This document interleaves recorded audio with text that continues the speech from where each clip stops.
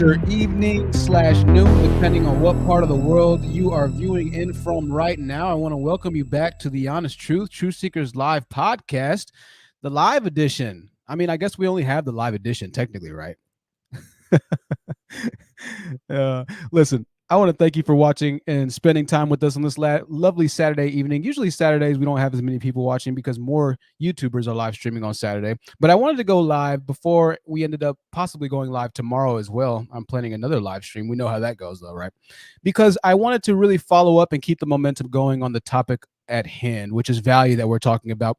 We recently just got done talking with the Poor Man's podcast. Also, by the way, we might have some internet spottiness. I have a new internet provider, and so this is the first time we're trying it out. It should be a little bit faster. Quality should be a little bit better for you watching on the receiving end. I want to give a huge shout out to everybody that's continued to support this channel through your love, your loving, kind comments, your emails, and everything of the sorts. You guys are absolutely fantastic and amazing, and I really can't thank you all enough for continuing to support the podcast.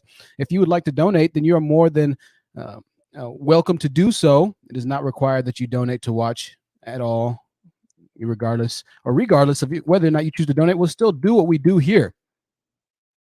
There are the links in the live chat. Thank you to everybody that donates on and off the air. We've got a heck of a show tonight, ladies and gentlemen, a heck of a show. Been an interesting day, but I tell you what, we're here now. And so I need to make sure that I'm focused and ready to go. And so I feel good. I'm ready for this. And this is going to be an interesting one, because the biggest thing that the conversation with PMP, the Poor Man's podcast, really showed me was that still value is a really misunderstood term. And so we're going to break it down all the way today. And I mean all the way, right? This is going to be very, very, very interesting. And the points that are going to be made should hopefully be able to lend itself over to connecting with the hearts and the minds of a lot of Black males who still don't understand what value means. So before we go ahead and get started with our conversation today, let's go ahead and cover some news. Let's cover some news articles. Really, I mean, I guess these news articles are always crazy, if I'm being completely honest with you, but particularly interesting and crazy. Also, there was another video that I wanted to show. However, because of YouTube's little violence policies, I'm not sure if I will show it. I might pull it up at the end of this little news segment here. We're going to start off with some articles, though, and I'll decide whether or not I'm going to show it. A DC teen was fatally stabbed, 15 years old, waiting for a bus outside of his high school. Fatally stabbed. All right, 15-year-old boy is fatally stabbed Wednesday afternoon during an altercation that occurred as students were being dismissed from Charter High School in Northeast Washington, according to DC police. The stabbing occurred at about 3:10 p.m. It's a sad story right here. About 3:10 p.m. We don't have any answers as to what happened, the 62-year-old Payne said in a telephone interview before the court hearing. She described her grandson in the interview as energetic and loving. 15-year-old boy stabbed following a confrontation. Ladies and gentlemen, not everybody fights fair. Something to keep in mind when you go throughout life and your confrontations, right? Really think about that when confrontations possibly arise. I'm going to go to our next news story here. I might just tell you about the news story in NYC, to be honest with you. I might just tell you without showing you the video. Video is just, it's a little, not just too disturbing. It's just a little disturbing. A funeral for a 6-year-old girl, Nia Courtney, just took place over the weekend. Nakia Kai, forgive me if I'm saying that wrong. Courtney leaned over to hug the body of the 6-year-old. All right. Says on the night of July 16th, Naya, her mother, Dominique Courtney, father, Nico Griffin, and older sister, Nakia, were walking home in their southeast neighborhood of Congress Heights when shots were fired from a sedan on the corner of Martin Luther King Jr. Boulevard and Malcolm X Avenues. Naya was killed. Her mother was shot and hospitalized. 4 other adults, including her father, were wounded in the attack and suffered injuries that were not life-threatening. Less than 2 weeks later, police arrested 22-year-old Mark Twan Hargraves of Maryland and charged him with the murder of the 6-year-old slaying. Sad story. This story was absolutely ridiculous. I'm going to go ahead and bring this story up. I could not believe this, and I'm not laughing because this is nothing to laugh at the story. It's a horrible, horrible story, but just the clerical errors. A suspect charged with the murder and the death of a toddler was accidentally released due to clerical errors. Jesus. A suspect accused of killing a 2-year-old girl was accidentally released from custody Tuesday due to a clerical error, according to Tennessee authorities. Someone in the clerk's office mistakenly entered the bond into the system as $15,000. Shelby County District Attorney Amy Wyrick said of the 20-year-old suspect, Tylen McCrae. McCrae's bond had been initially set to $15 million. Why he has a bond, I have no idea. But he posted bond by the end of the day due to the clerical error. This is him right here. I'm not sure whether or not he was relocked up. I'm sure that he was pursued, and I'm sure he's probably back in jail right now. Rest in peace to that 2-year-old girl. That's going to conclude our stories of the day for now. I will go ahead and just describe to you the other story of the day. We might play this video on the next live stream. Was a guy waiting in the Bronx at an ATM, and a random gentleman walked up behind him and started hacking him with an axe. It was a black guy, and it looked like it was a white guy at an ATM. Just started hacking away with an axe, man, on this dude. The guy survived, but a frightening situation. So once again, we see these stories coming out of NYC all the time. I want to caution you, if you are in NYC, if you're in New York, the Bronx, whatever it might be, you know, I don't know the technical terms for all these cities. If you are in New York, I'd really want to encourage you to start thinking about self-defense and taking your own personal safety very seriously, right? Very seriously. Let's go ahead and move on. We'll bring that video up into the news portion of the next live stream, because today's going to be a really interesting topic. We've been talking about value. Right, we took a detour on the last live stream to adjust the fresh and fit situation, but I want to kind of come back and explain to you why I came up with the topic of today's discussion, which is continuing. The black males don't understand value, nor do they have value, most of them, right? Now, when I had a discussion with PMP, the Poor Man's Podcast, there was a disconnect when mentioning the topic of value yet again. And I still believe that most black men don't quite understand what I mean when I speak about the term. I say this because of comments like these. Right. I get these comments all the time. This comment was from Boneless Bone. I don't know what his name is. He said, this was a very dishonest debate. Y'all move the goalpost every time PMP made a valid statement. Right. And that's one of the things that PMP said as well against me. Right. He said, well, you can't say that money doesn't matter and then in the same breath say that money matters. Right. And so we were starting to argue semantics a bit, which is why I want to talk about this today. Because this is such a challenging topic to get black males to understand. But when I explain it today, I think it's going to click a little bit more, right? I think it's going to click a little bit more.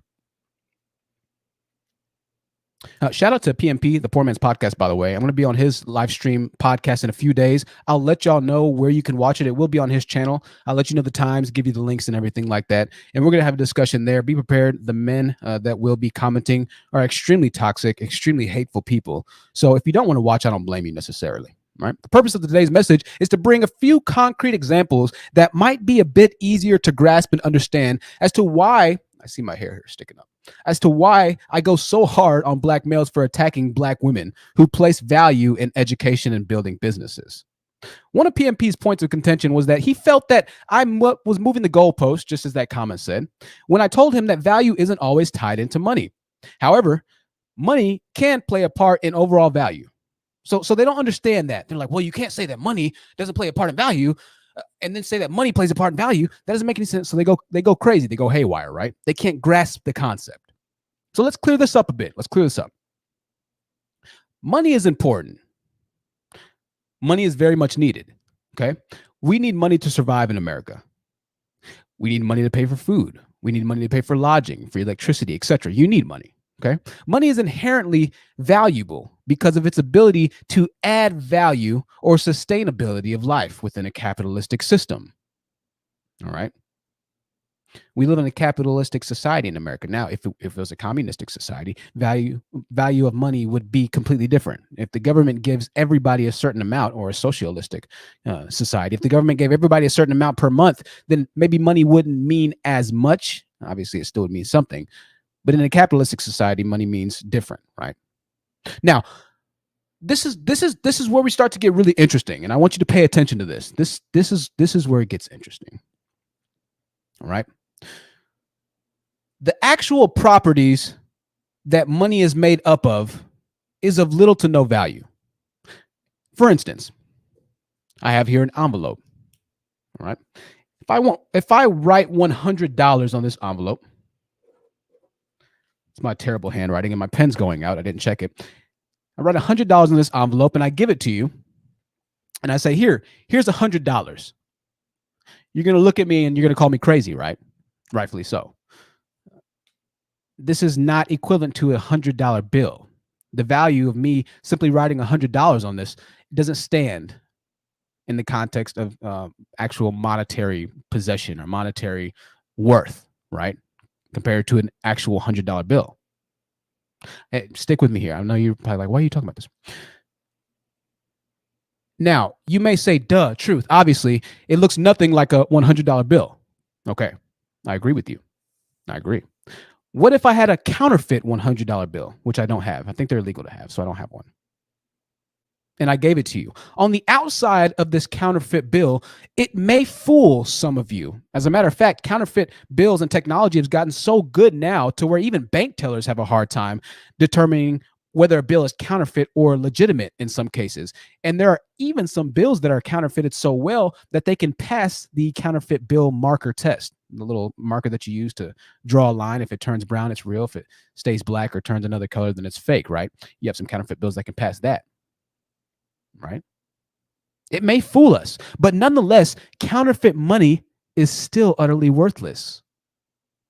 Even if it is an exact replica of the bill it emulates. Why is this? Why is this? Now, a counterfeit bill and a $100 bill are both made of paper, right? This envelope and a $100 bill are both made of paper, right? Both pieces of paper, or both bills, or all three bills in this case, we're calling this a bill, might be worth a couple of cents to make at most, but only one of those bills actually has value, right? Why is this? This is why I'm talking about this, because we need to break the stigma of money means value. It's not what it is necessarily, and I'll explain, right?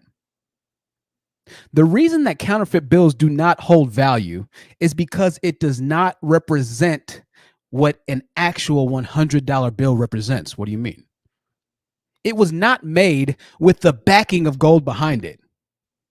Our money has gold backing behind it. This can be argued now because you say, well, there's not gold for all the money now and inflation, yada, yada. I get it, but just take my point for what it is. When dollar bills were introduced, the reason why the American dollar was so powerful was because of what it was backed by, which was the gold standard, actual gold bullions locked up in the United States vault, right?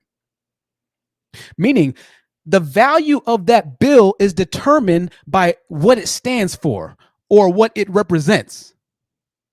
That's why a counterfeit dollar bill might look exactly like a $100 bill, a real bill, but they are nowhere close in comparison to value. One's worth nothing. The other's worth $100. They both look the same, completely different values, right?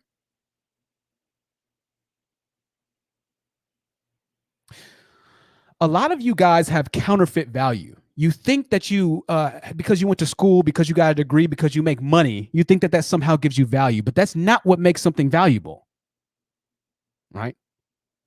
That's not the case. It's not the paper itself that carries the value. It's what it stands for. What it represents is what gives it the value. This is why it's so hard to argue value with black males in the black manosphere, because when they see the bill, they tie the value to the bill itself and not the gold that's behind the bill. I'll give you some examples because I can't get too complex or too deep on this because I'll lose some people. So I'll break it down to pop culture, something that we can all kind of relate to, right? Without the gold backing that $100 bill, it's going to be just as worthless as this envelope, right? For our audio listeners, you're not missing much right now. I'm explaining it as best as I can for you. And shout out to everybody that's listening right now at work. Shout out to everybody that's watching in the listening parties. I got an email the other day that said somebody watches and has listening parties with their friends watching these podcasts. I thought that was incredible. So shout out to y'all right now. Let's move on.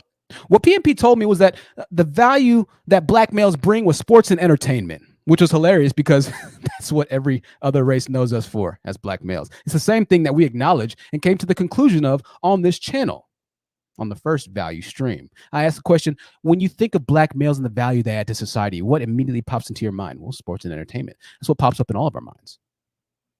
Sad truth, right? Not a sad truth, but it's the truth. Once again, PMP made the point that supported what is the brutal, honest truth, and that is that black males don't focus on the position of infrastructure that are needed. They don't focus on the gold bullions that are behind the $100. They simply focus on the $100, right?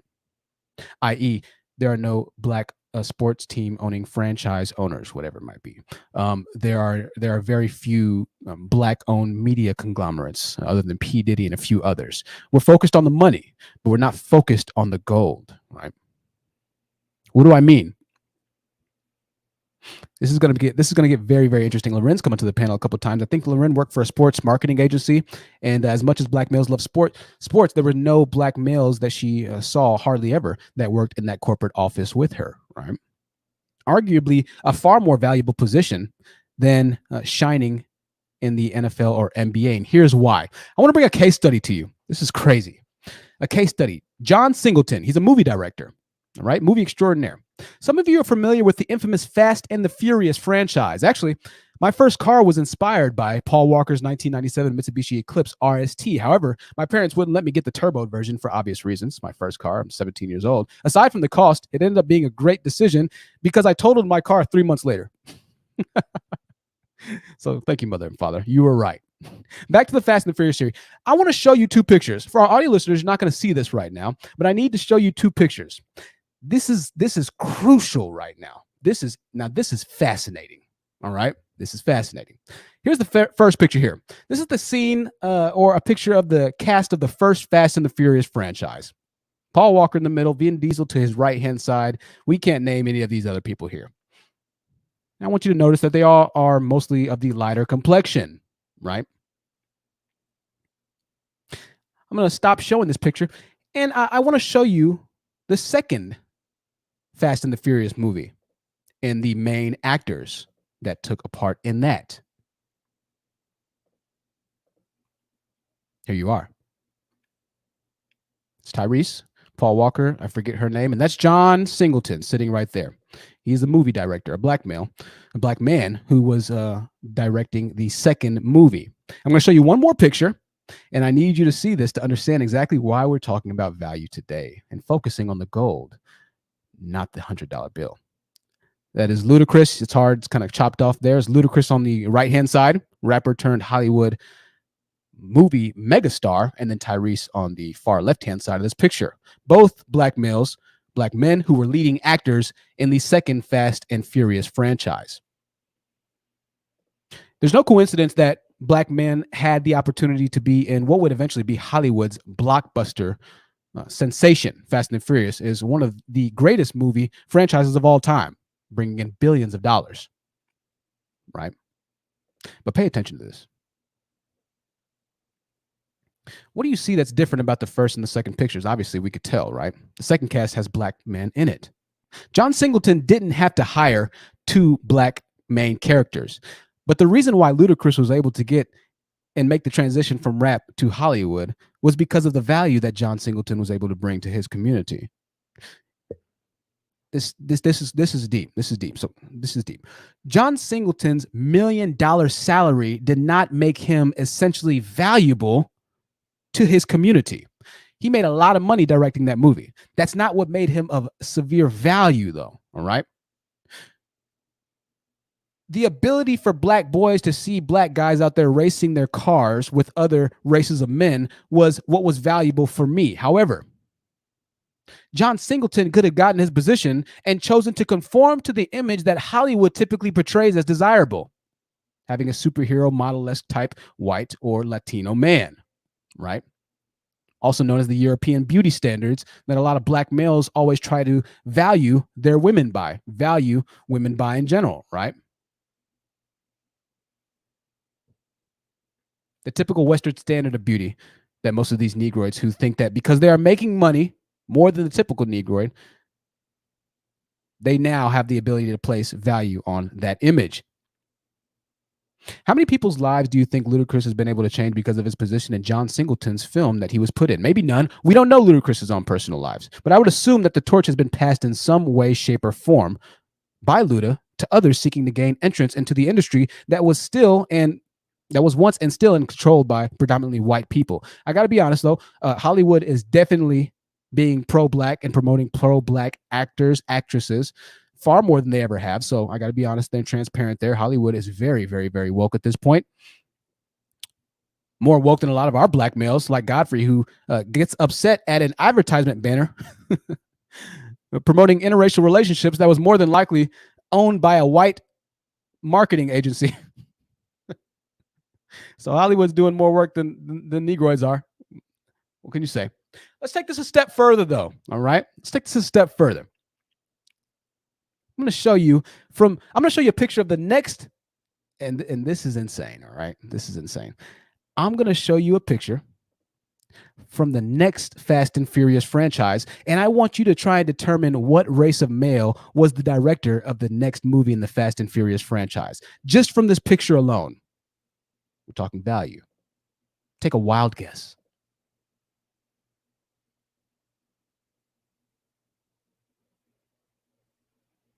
For our audio listeners, if you're missing right now what I'm showing you a picture of the cast of the Fast and the Furious Tokyo Drift movie.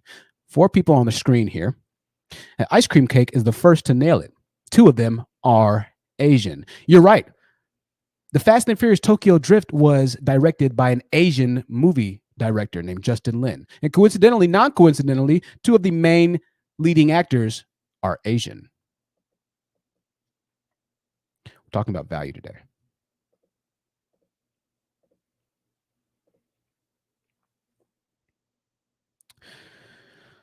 Now, that's the lead cast for the Fast and Furious Tokyo Drift. Bow Wow was also a main actor that, once again, used to be a rapper, and thanks to John Singleton and his role in directing the Fast and the Furious 2, Ludacris and Tyrese's roles led him to walk in the lane of the rest of the Fast and the Furious movies that followed them after. They led black men able to be in those movies, right? Value. Back to Tokyo Drift. Okay.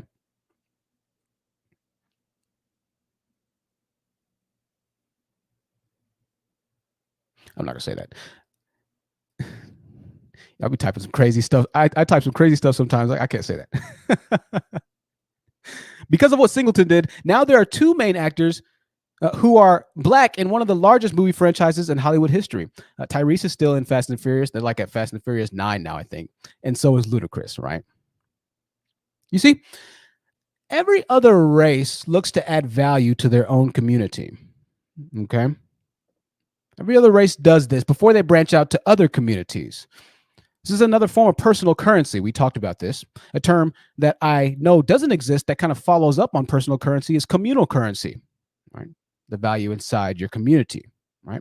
White supremacy in a lot of cases is a form of communal currency. It's really no different than nepotism to a certain extent. And I know, obviously, there are prejudices that are experienced in the work environments on a day-to-day basis. And we've heard the horror stories from a lot of the women on this channel.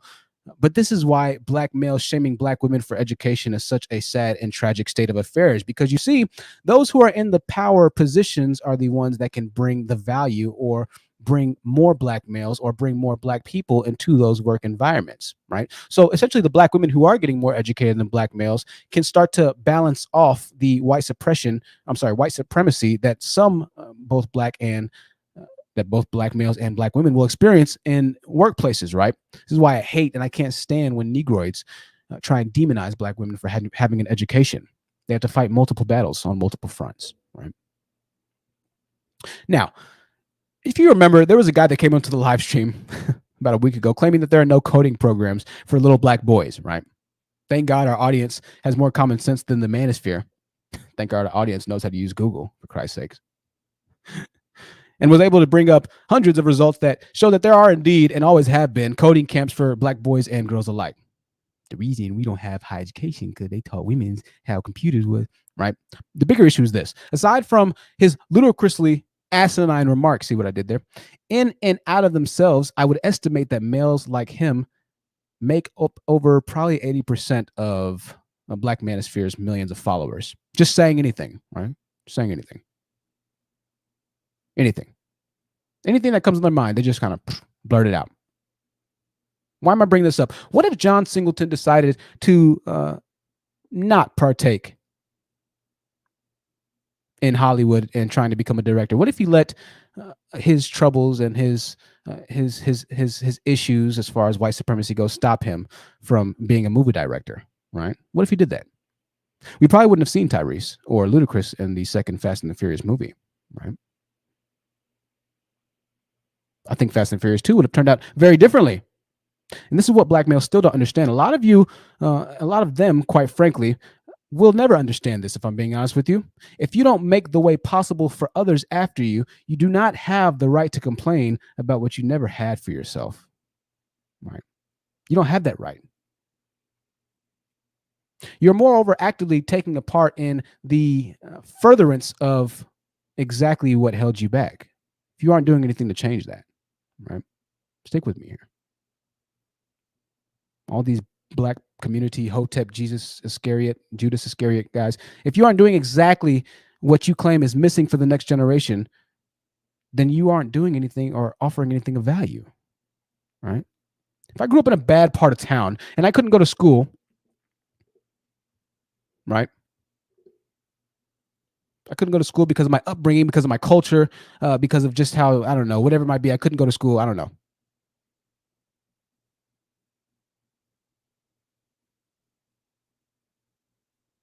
You not doing anything to add structure to the community and to cause the next generation to experience the same problems that you experienced. I don't know what the hell I wrote here. Will only further to decrease the value of your community, the community that you claim that you're afflicted by. We'll just say that, right? As they say, the apple doesn't fall far from the tree, right? Getting back to our discussion of value and money. Providing value doesn't always mean that you have to make $100,000 a year, right? Just like we talked about. If this was a real $100 bill, it's not the paper itself that's valuable, but what the paper stands for, the gold behind it.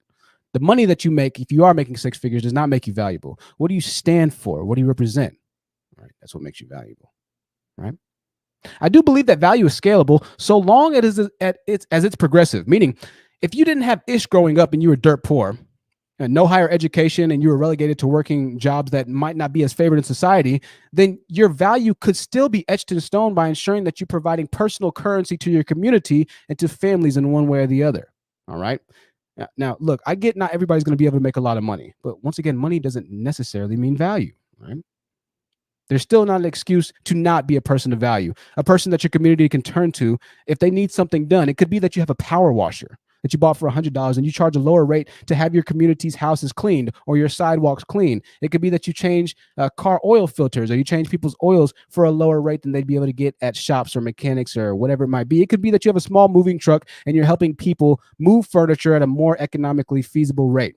It will take you giving something, however, to add value. Okay, that's what value is. It's an exchange of services offered, right? That's what value is. Whatever that opportunity is, your time or your skill set, valuable people is what helps build a community from the ashes. This is why I always go so hard on black males claiming to be so afflicted by the black community. And I ask them, well, what exactly are you doing to change that, right? What exactly are you doing to change your afflictions? Because if you don't change anything, then nothing's going to change for the next group of people. So complaining is not going to do anything. That's the problem with the black manosphere. They complain. But what are you doing to change it? What are you doing to change the courts? What are you doing to change the laws? What are you doing to change the crime rate within your community? What are you doing to change the housing property destruction, I guess you could say, in the community? What are you doing to change it? I heard one subscriber mention this, and it was spot on. I didn't think of this, but I took it a step further. I believe it was the lady who couldn't hear us, right? She couldn't hear me when she went on an epic dialogue. It was really good and I enjoyed it, but what she said in particular of one part of her speech was fascinating, right? If an asteroid was headed to Earth right now, and it was going to collide with cataclysmic destruction levels, unprecedented damage, God forbid this ever happened. I don't mean to scare you, all right? If it was going to collide with us, and NASA said we can only take 1,000 people to space to ensure that the human civilization continues on, those 1,000 people are not going to be the 1,000 richest people in the world. Right? Money does not always equate to value. Yes, we live in a socio-capitalistic society. However, that's not the end all be all. Is it important? Absolutely. under the right conditions. Yes, it is, right? Survival would be the name of the game. And those that have carved large amounts of value within their particular community, career field, or expertise would be the ones that are selected to preserve humanity. Okay. Education isn't even would be looked at in a lot of cases because certain things in life simply can't be quantified through learning or acquired through schooling. Okay. This is interesting. For instance, knowing which plants would have the ability to thrive in outer space or severely restrictive environments, right? It's something that you might not be able to learn in school because it's more on the cutting edge research. Maybe you can. I don't know. It's an example, but you understand what I mean. They would go after the person that was on that cutting edge of research of experimental conditions in relation to botany in outer space, right? Not the student that's actually currently reading the textbook. Education is great, yes. However, the person who does the educational research and actually writes the textbook is the one that they probably select to bring to outer space, right? Different levels of value. Both are valuable positions, right? But different levels of value, okay? Now, yes, this is an extreme situation, but what the lady on the panel said at the end of her remark was even truer, right? Black males expect the world to look at them as far as just these shining golden nuggets, right? In regards to simply doing what the rest of the races in America do naturally, i.e., our Juris Doctorate's friend CJ, who claims that he's a prize because he was able to graduate with his Juris Doctorate's pre-law degree, right? He claimed that he's a prize now. Well, I'm a prize now because, right? Now, yes, he does have the potential to enrich his community and actually be a man of value, but as of right now, he's not a high value male, right? He's a potential high value male. Right? Potential. Now, I want to say this. There's an issue with some of our people in the community expecting a discount for the work that's done by Black-owned businesses, aka the hookup. And I see the issue with this as well. So let me say this before I continue on here. All right.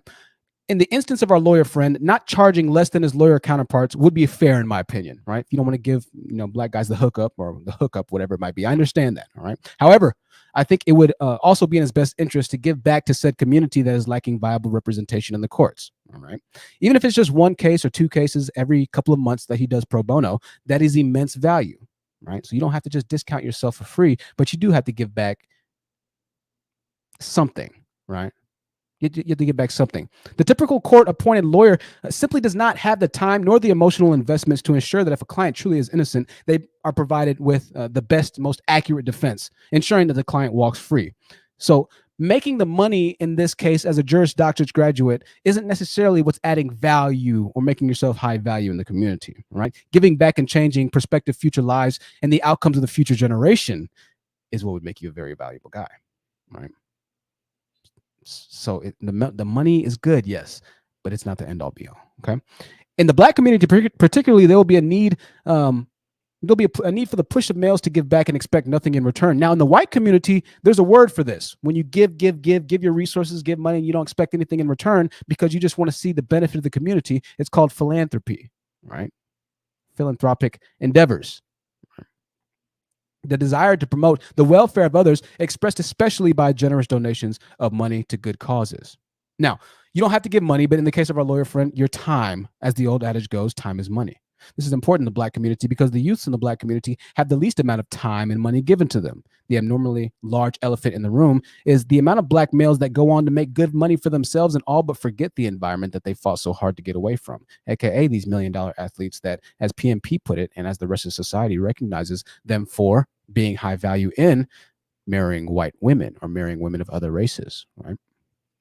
Now, value is a very complex subject that most Black males truly haven't grasped. And I always hear them say, but the Black males earning more money than the Black females and yada, yada, yada, yada, yada, yada, that we make more money, yada, yada, yada. There's a pinned comment on the last live stream that really talks about this, and it was absolutely brilliant. I'm not going to read the entire thing, but I think it answers this in such an eloquent, well-researched way that you should check it out for sure, right? It's on the I've Been Preach live stream. It's pinned, so you can check it out.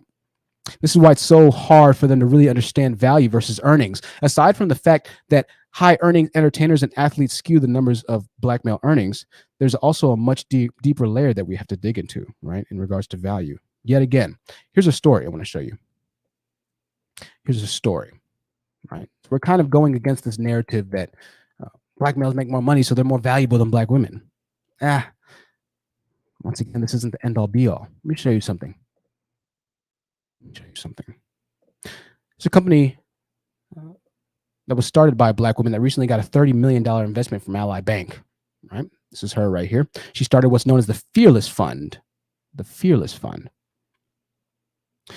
It went on to say that black-owned businesses are the backbone of many communities throughout the country, said Diane Moraes, president of Consumer and Commercial Banking at Ally Bank. To succeed, they need capital. And when it comes to accessing capital, we know representation matters, right? Just like John Singleton in the Fast and the Furious case, representation matters, right?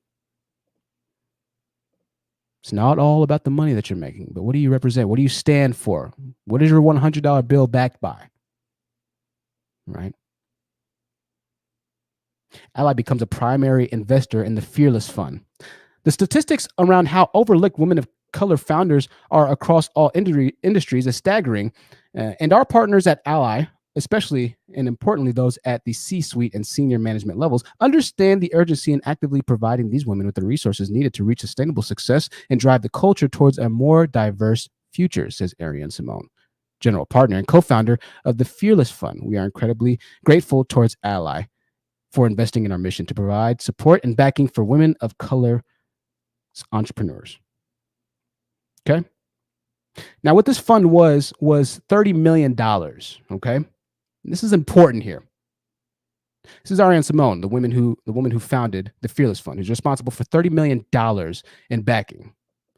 This is why I say that it's on paper, even when black males say, well, we make more money than them. It's value is not about the money.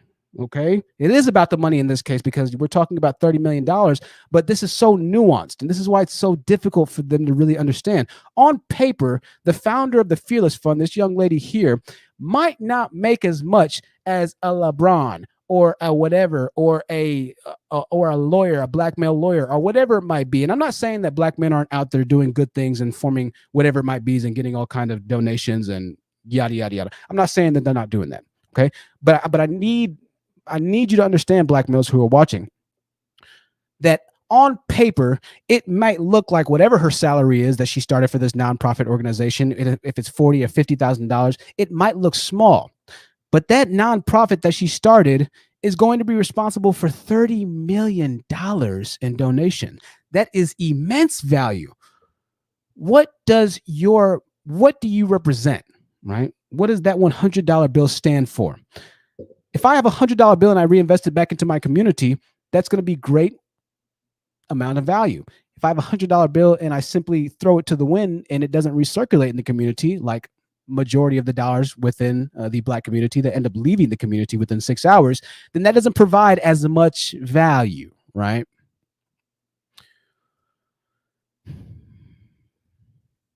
Let's say something 1 second. IK with the $10 super chat says, if we knew then what we know now, back in the 80s and 90s, things wouldn't be this way. It takes time to see how things unfold. We are evolving and constantly growing. Proud of this new generation. Absolutely. Absolutely. So when you hear that black women are starting businesses at unprecedented rates, and men like Kevin Scamios or other black male content creators in the paysphere, or men like PMP say, well, they're only making $5,000 a month, or they're only doing $5,000 a year. It's such a disingenuous statement because you don't know what the value is that they're bringing, right? And just like this young lady, I'm sure that on paper it didn't look that impressive at some point or another, but now 30 million, right? We represent.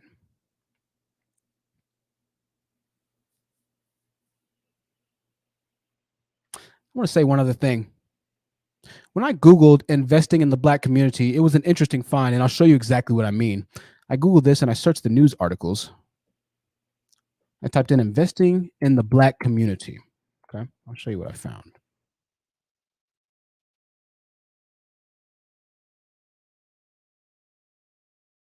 This is the stories, or these are the stories that popped up. That's actually how I found this story. It was on the front page of Google. And I saw other stories of black women as well. Right. So I said, that's interesting. Not to say that black males aren't investing, right? I'm not saying they aren't, but just about every news article had to deal with Black women leading some type of investment movement in regards to uplifting the Black community. Just about every one on this front page here, right? Once again, going back to the on paper thing, they'll try and use this as an argument saying, oh, no, you don't have, Black women aren't as valuable as Black men because they don't make as much money as we do. It's not all about the money. It's a tough discussion to have because if you have somebody that's just so set in stone like these guys in the Black Manosphere, then they won't be able to take this and accept it. They don't see truly what I'm trying to prove. They don't understand that because they're so caught up on this dollar amount. They're so caught up on the money aspect of it, right? But like we always see, there's a lack of situational nuance and there's a lack of character development in a lot of these guys that do even go on to make more money than a lot of his peers. There's something missing. A lot of them are just I don't know, just a little heartless, for lack of a better term. And this is why you do see so many of these guys going and dating out, and they'll be proud that they're dating out. They want you to see this woman on their side. Like, hey, I have valuable resources to the community, and I'm able to get other races of women and this and that. It's like a status or a trophy symbol, right? But what their $100 bills represent is building outside of the community. It's very difficult to find men of severe earnings or high earnings who understand the concept of value or going back and building infrastructure in their community. We don't see that this much. And so even though Black males have made a lot more money in the past 20, 30 years or whatever it might be from professional sports, education, I don't know, whatever, the Black community still is last, right? It's because most of their earners don't understand this value thing, right? This is the last point I want to make here. Money without morals is simply corruption, right? It's a large deficit in the Black communities, and that is because of the lack of economic availability. That's prevalent in a large portion of the community.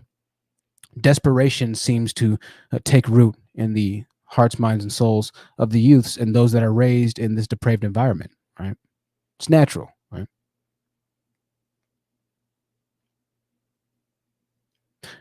There's a desperation that can occur or take place in a large portion of the hearts and the minds of the youth who are born into the bottom quintile, Black children mostly, right? Whenever one is desperate at no fault of their own, might I add, their rationale and their judgment can quickly become skewed or manipulated. Black males who do eventually go on to earn money in these environments have the ability to do more harm than males who stay in their below average earning category. This is very dangerous, right? These guys that do go on to earn more money recognize or see themselves just like CJ, our Juris Doctorate's friend, as being the prize, and therefore they try and leverage a lot of the time their status in the Black community immorally, right? They don't necessarily seek to settle down. They see themselves as being able to be more players. And even Kevin Samuels admits this, right? He tries to mask it by saying, oh, well, high value men have money. They have options, right? They have options. They don't want to settle or date down, right?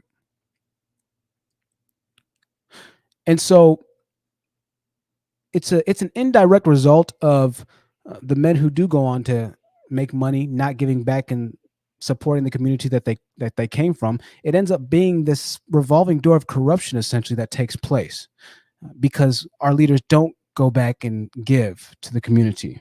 Moreover, they try and use and hang in front of you just like the carrot in front of the donkey. You're saying, hey, hey, if you try hard enough, I might marry you. Hey, if you try hard enough, hey, yeah, of course, yeah, I like you. Yeah, whatever it might be, they'll try and play on people's emotions, or they'll just go through life, mosey through life, knowing that they're looked at in a favorable regard because they are essentially unicorns in the community. They are essentially the rarity. They're not the norm, right? So they use that to their advantage. It's a very, very, very interesting part. Yasmin Odette says, money without morals is corruption. Yes, absolutely. Reese Bloom said Nike invested $500,000 into Black Girl Ventures. That's awesome. Nike's been very woke for a while now. They're not playing. Loren says that fresh and fit situation was embarrassing. Yeah, they're going through it right now. I saw they lost like, I don't even know, like 40,000 or 50,000 subscribers. It might be more now. They took a serious hit. A serious hit. Yo. I was like, geez, you get destroyed. Lawrence says, see, the opportunities you bring to other people is what makes you valuable. The ripple effect you make happen is what matters. Absolutely. Your designer sneakers and cars don't bring value to anyone but yourself. That's the fact of the matter right there. That's the fact of the matter. And that's what so many of our guys are missing, right? And it's tough. Once again, when we were talking with PMP, he was like, well, how can you say that money doesn't matter, but then you also say that money matters? There's nuance here, okay? Obviously, money matters, but to a certain extent. To a certain extent. Good to see you on the building. Good to see you on the building. Read some more comments here. Jaleesa Monet in the building. Good to see you, Jaleesa.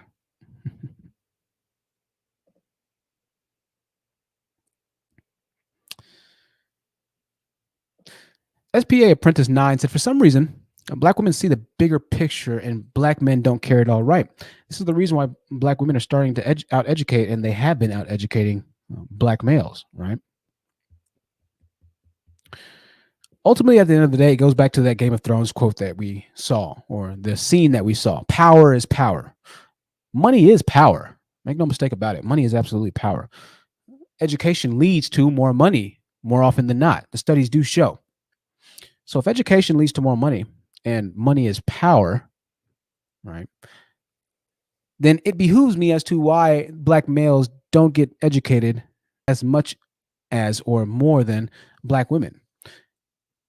For the leaders to relinquish the power that they could potentially have through education is confusing to me. Moreover, for the leaders to demonize the power of education in regards to Black women out educating them is even more of a mind screw. It's like, okay, you know, but that's the issue here. That's what's going on. Y'all are crazy. Read a couple more comments here, and then we'll open up the panel here in a little bit. Wave Principal says, during the pandemic, a Black woman took a $1,200 stimulus check and turned it into a $2 million business in less than a year. Jeez. Ooh, I'll have to look that up. That is serious. My goodness. A lot of these dudes got, you know, I forget the check, that's the PPP loan. A lot of guys got these PPP loans and they didn't do a single thing. IK said John Singleton is dead. Strangely, I didn't even know that. Wow. Very strange indeed. Very strange indeed. I want to check that out. I didn't know that. Jesus. Let's go ahead and open up the panel here. Almost an hour talking. I'll open up the panel a bit quicker than I usually do. Eric Elderson said, I spend my money where I am. It's awesome, Eric. The Black community has the least amount of time as far as dollar circulation goes in the Black community, right? In the communities, period. On average, 6 hours, the dollar stays in the Black community. There's a lot of reasons for this, but one of the reasons is that we don't value Black males. The leaders don't value their communities as much as they value other communities. Right? There's the link to join. If you want to join in the conversation, then you are more than welcome. I'll post it again, and I will pin it to the chat. I always forget to do so.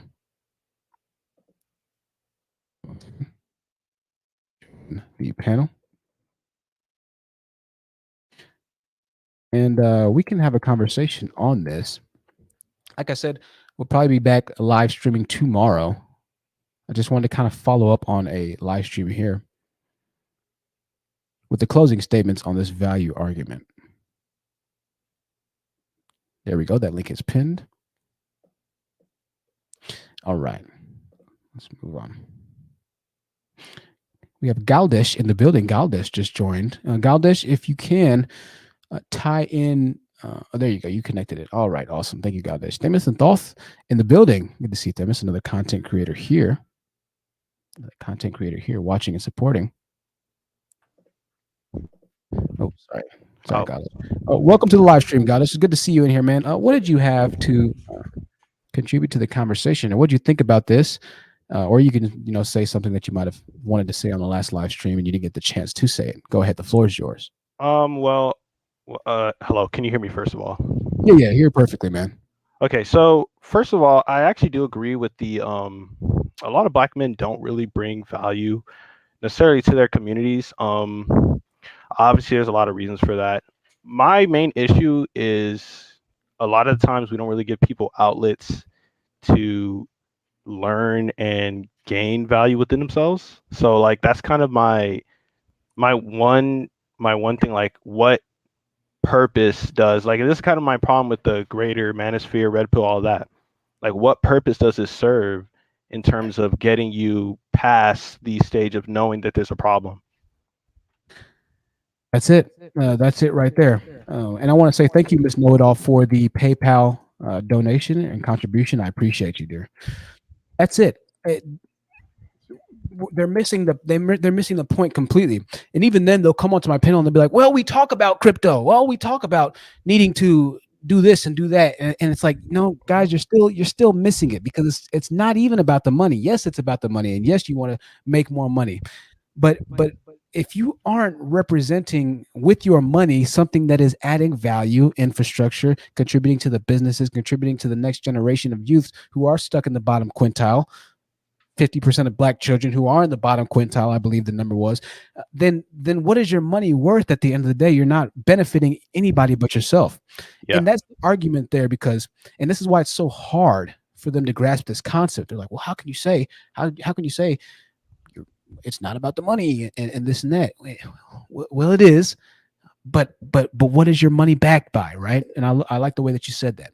I like the way that you said that. Yeah, so I have another comment to make. I watched the video you were talking about, I guess black men not building in their own communities. I think it was 2 streams ago. Mhm. So, um, I think the problem, one of the issues I do see is that I guess I see this more like in online spaces. A lot of educated black women wonder why educated black men leave their communities, and I always typically see the typical answers such as like colorism, et cetera, et cetera. But one thing I don't really see a lot of people address, other than the actual educated black folks talking about this, is the demonization. I wouldn't say demonization, but the disincentivization of being educated or focusing on your education as a young black male in the black community. So like me, for example, and I went to a Catholic school where I guess it was predominantly black. I used to be in like a reading program where you read books and then you just answer a bunch of questions. I used to Mhm. do that. I used to do really well in that. But then the kids, I guess they started coming at me for that. And now it's not to sound bitter, but I mean, looking back, I now realize that that's kind of part of a greater issue to where we want black men to pursue education. We want black men to come and get their education, but it's not really incentivized from a young age to stay in the books as a black man. It's always incentivized to play sports, you Right, know, run around, do whatever, get game, whatever, do the typical stuff, right? right. Um, but honestly, and another issue is like it's not only black males who perpetuate this. Mhm. So that's kind of more of my take on that, because I see a lot of people in your chat, acting as if black males are the only ones who kind of perpetuate these behaviors. And I understand, focusing on the male because I guess they're supposed to be the leader.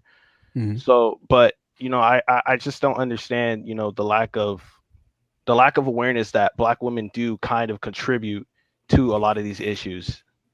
What do you mean, the lack of awareness that they contribute to the issues? I think it's just more so when I say awareness, I guess it's just a lack of, I don't want to say accountability, but the lack of accepting that it takes two to create like a issue. So black men and women have contributed to a culture where young black men are not really incentivized to what's the word, to be educated, to read, to pursue more typical nerdy outlets, which doesn't So really even so make le- so sense let to me. me let me ask you, using your Yeah. methodology of thinking or your train of thought, if black women are out educating black males, then who do you think contributes more to the culture of black children not placing value of education? Okay, so let me address that. Black women do out educate black men, but the number of educated black women is relatively low in comparison to the overall population of black people. Same for black educated black men. The reality is a lot of black folks just aren't educated in general. So, but let's stay kind of on the course of the subject here. And if you have numbers for that, then I'd love to see it. I don't dig too deeply into statistics because everybody uses statistics to try and prove their point here. But Yeah. black women do out educate black males. So just kind of keep it at a simpler base value. If children aren't placing education as valuable, but black women out educate black males, then who essentially would be more responsible for children not placing value on education? Is it the ones who are more educated or the ones who are less educated? Well, It's a simple answer. I know we're going to dance around well, it, but okay, the okay. simple Well, answer is black males. We both know that. yeah, You yeah. can't Well, yeah. criticize the more Because I educated guess group. because obviously the black males Well, would hold on, have hold on. You more of an can't, influence you from can't, you black can't, males in the social you can't circle. criticize the more educated group for children not valuing education. It doesn't work that way. Okay, that's not Well, how you place. well, That's not well. how you criticize them. That wasn't what I was saying. What I was saying Well, is that that is there, what you're there's saying to a certain extent. no, You're no. saying that black women have contributed to this culture as well. However, in regards to education, if black women are going further in education in comparison to black males, then it is black males who are going to bear the brunt of the responsibility. And just kind of talking on the point that you have of why I talk to black males is because black males are the ones who are the leaders. So at the end of the day, just as I always say, when the Super Bowl contending team, fumbles the ball in the last play, they don't talk to the players first. They talk to the coach. The owners all get together in a room and they have the coach, Bill Belichick, sit down and they ask the coach what happened on that last play. Now, it might have been the player who fumbled it. Bill Belichick wasn't actually playing on the field at the time. However, the player is a direct mirror in a direct and indirect reflection of the coach, right? Mhm. The coach might say, "Oh, well, you know what? I'm not sure what happened." Well, you know what? That's not a good enough answer. The coach might say, "Well, it was the players' fault." And they're going to say, "Well, aren't you the coach of the players? You're the Yeah. one that's supposed to be training them to not fumble the ball. Did you not go over drills enough? Did you not practice holding appropriately the football as you find your way through traffic? Whatever it might be, they're still going to hold the coach accountable, even if the player was at fault in that situation. And so, this is what a lot of you guys don't understand of why I go so hard after black males is because the black males want to be the leaders. They want to be the coach. But when the ship sinks, they don't want to be the captain of the ship that's supposed to go down with the ship in an honorable, integrity based way, right? They simply want to jump off and say, "Oh, well, it was the iceberg's fault. The iceberg came out of nowhere." Well, guess what? The iceberg might have appeared out of nowhere when the Titanic sank, but it doesn't matter at that point in time because the Yeah. people Yeah. driving the ship didn't see the Yeah. iceberg. So it doesn't matter when the results are tragic. When that ship sinks, it's irrelevant where the iceberg came from. It doesn't matter if God miraculously just dropped it out of the sky. At that point, you need to deal with the issue at hand from the leaders, and the leaders need to take accountability and responsibility and start to prepare the emergency departure of that ship. All this, oh well, this contributed to it, this contributed it. Now, the ship's sinking, bro. It's a little too late for trying to find out Well, who we need to place the blame on, but well, I place the the blame on the reason leader. why I don't necessarily place blame on one specific group, and I kind of just want to put the blame on kind of the culture of the community as a whole, is primarily because I don't in the black community. Unfortunately, there's not really a hierarchy of leadership, and obviously that would be on the fault of the black male because they did not take charge when they needed to. But looking at it now, we kind of have to address the issues, like you said, as they are, and as it is. We have to kind of address everyone because there's no real leaders in the black community today. Right. And that's essentially what's driving the culture that you're trying to blame black women for partially in some ways. At the end of the day, man, women are a representation or a mirror of the men, right? Yeah.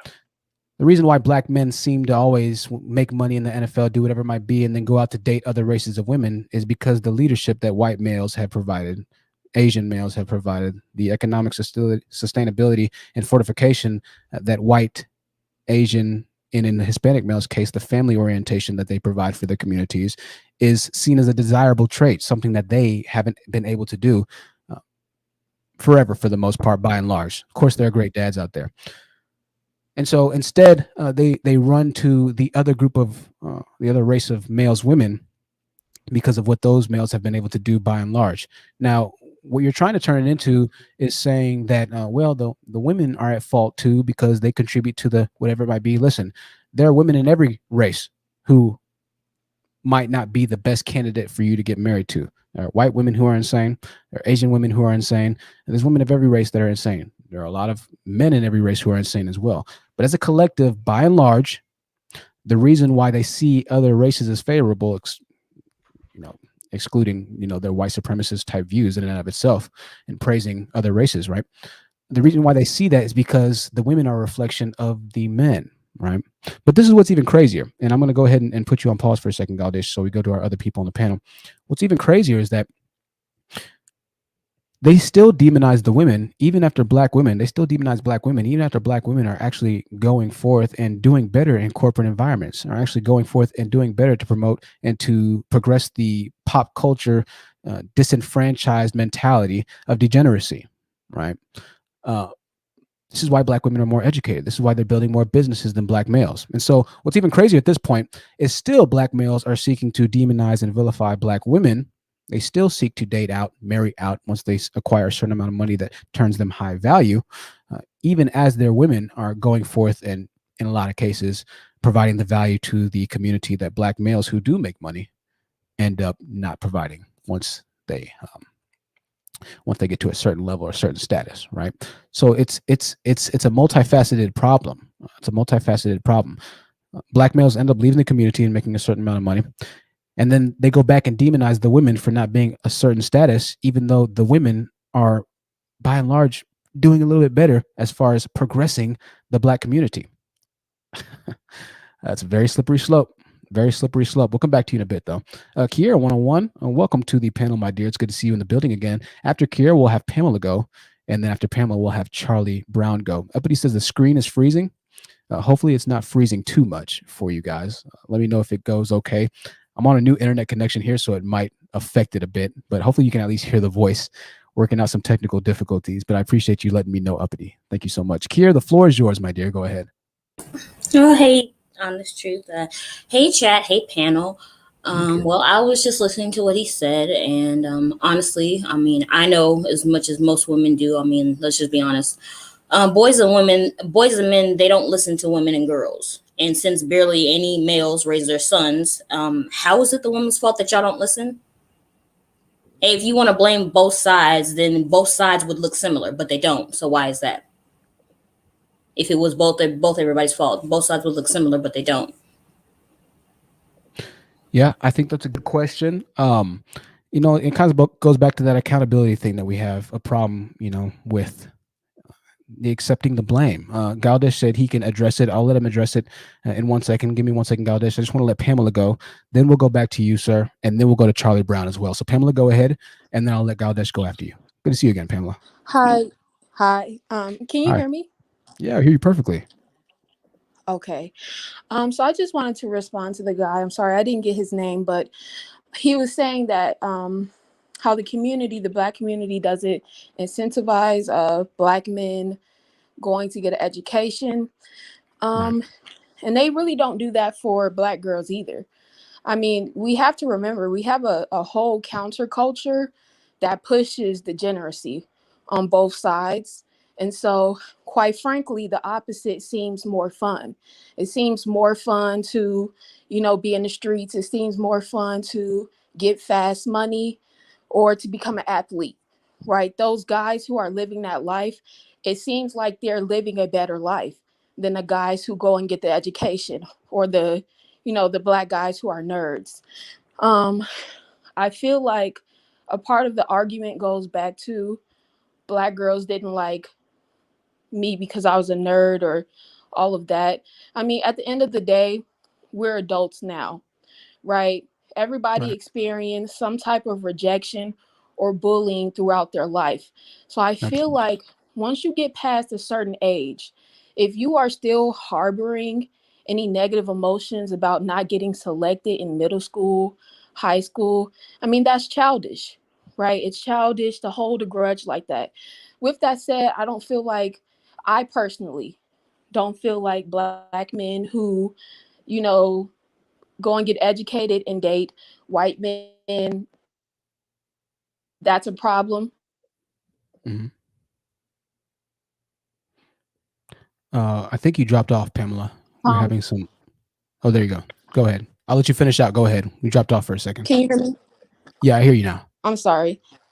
I think the bigger issue is when it starts to become a competition where you're comparing black women to white women, right? Date whoever you want.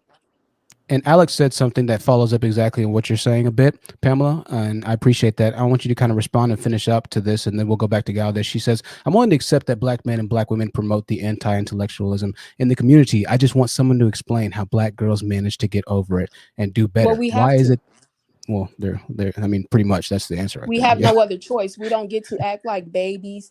We're not expecting a back rub or for people to support us. We know that we're not going to get support. We go into the game knowing we're going to get backlash. We set ourselves up for it. And so when we get it, it's kind of like we just push through it and we get over it. But some black men just don't. They take it so personally, and life is hard for everybody. And I just wish they understood that. You know, it's not easy for us either. So if your excuse is, you know, you weren't incentivized to be with black women because being an intellectual wasn't pushed, it wasn't pushed for any of us. All of us got bullied. I got bullied. You know what I mean? Absolutely. I got bullied by black guys and black girls. I got, you know, but I let it go.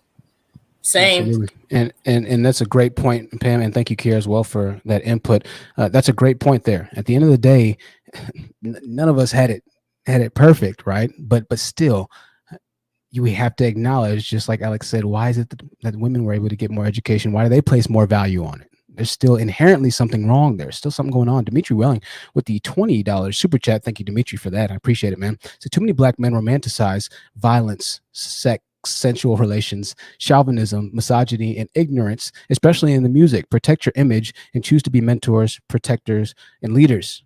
Read the books of Dr. Claude Anderson as a start. That's what we're talking about here. And this is when I took to Twitter and really kind of made the videos that I made for a second. I'm sorry, not Twitter, but TikTok. TikTok grows incredibly rapidly, by the way. If y'all are trying to like create a business or something and you're not on TikTok, you're missing out, man. Create a TikTok. Seriously. It's wild. But the main comments that I got from other races of people were that, well, it's the culture. It's the culture. It's the culture. It's the culture. It's the culture. And that's where the problem lies, right? And so kind of going back to this money thing, and we'll go back to you, Gaudesh, and then we'll go to our new panel members that we have here. The goal or the aspirations shouldn't be to be the rapper necessarily. Being a rapper is great, right? Now, if you want to be a rapper and you're able to use that to build something else in the future, then yeah, that's great. If you want to be a football player and use it to build something out in the future, yeah, that's great. I have no problem with it. But the culture should focus more on being the person that owns the rap label. The culture should be more focused on the person that builds a sports management agency, right? That's where our culture should be. That's where every other race of men focus their culture on. They focus on the gold bullions backing the $100 bill. They don't just focus on the $100 bill, because when you focus on the gold bullions, you end up getting the $100 bills, right? We're missing it a bit. Loren's on the panel, so it's good to see Loren. Before we get to her, we're going to go ahead and go back to Gaudesh. Gaudesh, after you, we'll go to Charlie Brown, then to Loren. Go ahead, Gaudesh. All right, so I have a couple things to address. It's probably going to be 3 things, maybe more, if we have enough time. So yeah, we'll just try and get through it real quickly so we can keep the conversation going. A common thing I hear is... And to our Twitch, hold on one second. To our Twitch viewers, yes, I see your comments. Do I read the chat? And this is the first time that I've seen y'all's comments. All right, so forgive me if you're watching on Twitch right now. I do see your comments. It's good to see our Twitch viewers watching right now. Hop onto the YouTube though. Search The Honest Truth on YouTube if you want to hop to YouTube. All right, somebody on Twitch says apparently I have no value. How do I fix this? What do I do? Listen up for a while. Go ahead, Galdesh. I appreciate you. Okay. All right. So a common thing I always hear, and I guess this is more so particularly from Black women, it's kind of the idea that, we've all been bullied, you just got to get over it, it's Right. not an excuse. And personally, I ascribe to that because, I've seen the results that, realizing that what held you back in the past or what's holding you back now, you can't allow that to hold you back in the future. But I think it's just kind of unreasonable to expect that everyone to come to that realization, especially when there's a lack of, good male and female mentors in the Black community. Because, we can talk about how Black women are more educated than Black men all we want, because, obviously that's a good thing. But the reality is that's not the majority of the community. So, What do you mean that's not the majority of the community?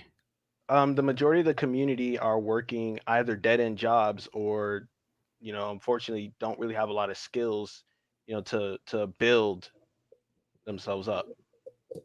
Okay.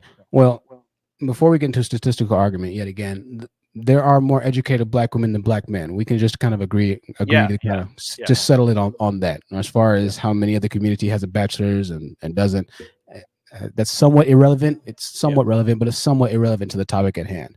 When you're talking about actually persevering through the whatever it might be, Black women have done it better in regards to education. All right. So yes, we kind of have to just kind of agree on that and stay there. yeah. So what's your second point? Well, my second point kind of ties into the first point. It's more so, why is it that Black men have to overcome their trauma and they can't, and they're not really allowed to, I guess, learn and grow from their trauma slowly. But then, we have to be sympathetic for Black women's trauma. Like, I just kind of don't really understand where it's like, oh, pick yourself up from your bootstraps for Black men. But then when it comes to Black women, it's, oh, well, they go through a lot. Like, I understand that obviously Black women go through a lot, but Black men go through a lot too. So I just don't really think it's, very fair to Uh-huh. use that for Black women, but not have that same leniency towards Black men. Well, it's because you're a man, bro. I hate to say it. It's because you're a man. That's pretty much it. There's no sympathy that the world's going to give you, my friend. Right? Because you were born with the male anatomy, you are going to have to, and forgive me, I'm trying to block our Twitch users right now because they're going crazy in the chat. He's saying some really inappropriate things, so I have to block them. Hold on. Oh, all right, got them blocked. Yeah, man. And I'll put you on mute for a second, then we'll kind of move on. Listen, man, the world doesn't care about the crying, and I understand that life is tough, and it's the violins are playing and things of that nature. Listen, bro, people don't care. Okay, people do not care. Yes, guys have feelings, and we want to make sure that we get our feelings taken care of and things of that nature. But because you're a man, because you're a male, you need to have the skill set of being able to internalize whatever you're going through, whatever struggles you have, work them out the best way you can, whilst also trying to be the best person and representation of a man that you can be. Being a weak-minded, and in this case is somewhat weak-minded. I'm not saying that you can't have feelings. I get it. We all have feelings. But letting those feelings determine your outcomes, or letting those feelings question, well, why can they do this? And this isn't fair. And when you start thinking into these really weak-minded type trajectories, it's going to affect your overall being and quality of life. And when you start to promote that, well, as men, we need to, and when you start to really indoctrinate yourself in that train of thought, it's going to continue to lead yourself and your lifestyle to an actualization or an actual representation of those thoughts that you continue to peruse through your mind, right? You're going to continually be on the hamster wheel, running and running and running. And why? So as a man, you have to just cut it off, right? So I go so hard on males. As a man, you have to cut it off and you say, you know what? It's not fair. What am I going to do about it? What's the solution here, right? It sucks. Yes, it sucks. But what are you going to do about it? For a period of time, yes, it's okay to kind of be in your feelings and crying. It might take some time to get over it, but you can't dwell on that forever. Eventually, we're going to need to build a bridge, cry some tears, and then get over the bridge. And that's the problem with a lot of these guys in the manosphere. All they do is cry on one side of the bridge. Oh, the child support. Oh, my baby mama. Oh, the white man. Oh, police officers. Oh, I'm in jail. Society's not fair. It's just everybody's out to get the black man. How long can we do this, right? If you never fix or solve your problems, then you're going to continue to essentially keep yourself in a position of crying and vilifying everybody else in life. The reason why you can't do that as a man is because it won't solve your problems, right? Only you can solve your problems, man. Only you can do it, right? So that's why I don't cut anybody any slack as far as males go for the unending tears that they shed. Right. At some point or another, man, we got to stop. Charlie Brown, the floor is yours. After Charlie, we're going to go to Loren, then Gamio. All right, Charlie Brown, go ahead. The floor is yours. How you doing this evening? Oh, I'm good, Charlie. How's your evening going? I'm doing okay. I just wanted to say that for the women who recognize my voice, and I know my voice is pretty recognizable. I know it is. I'm hard of hearing, but I do know that my voice is recognizable. The reason why you don't see me in divestment spaces is because I got doxxed. And I had a black man beating on my door in the middle of the night because of something I said in a divestment community, and they didn't like what I said, so they decided to dox me. And a black man got my information, and he was beating on my door at 2:30 in the morning. And I live in an almost all white neighborhood, and they were beating on my door in the middle of the night. And that's when I decided these are people I can trust. So get mad if you want to. I don't care. I really don't, because I have a job, I have a career, and I'm concerned about my safety. And if I can't trust the people in the community, then I don't want to be a part of it. So get mad if you want to, scratch your ass and get glad.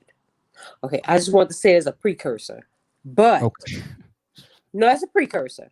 Okay. But a lot of these guys, like the guy that called in, the one that's on the line, what happens is you in high school, a lot of these guys have to go back to high school and say, oh, the black women didn't want to talk to me in high school. This is one of the things you hear all the time in the manosphere. Oh, they didn't want to talk to me in high school, so I'm not going to talk to you now. I'm going to get even with you. Right. Let's be honest here. A lot of these guys, what they do is they're the nerdiest dudes in school, and sometimes they're just dorks. And a dork is a nerd. He's not really a nerd. He's just a loser. Nerds are actually smart. Dorks are stupid. And then they say, oh, well, I'm in the same category as a nerd, but they're not really nerds. And then they say, oh, I'm going to take it out on all the black women. The problem is when you were in high school, all that trauma you talked about, you wanted the girl that the jocks got, the quarterbacks got. You wanted the exotical chicks in high school. They rejected you. So now you're going to take it out on all the black women you didn't even pay attention to. Oh, I'm mad at all black women. No, what happened is you wanted the most exotic looking black chick at school. She didn't want you. Now you're going to take it out on all the black women.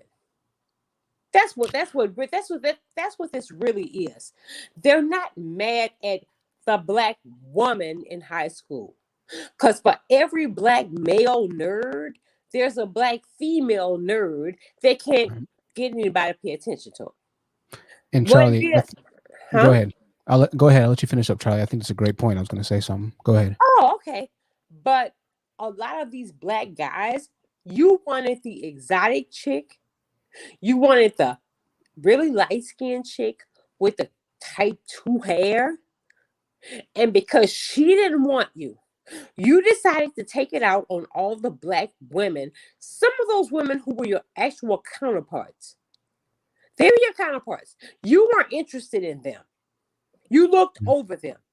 You wanted that exotic looking black chick that all the athletes went after. And so because she rejected you and those women weren't interested in you, then you come back and take it out on the black women that were the actual nerds like you, your counterparts. You weren't interested in them.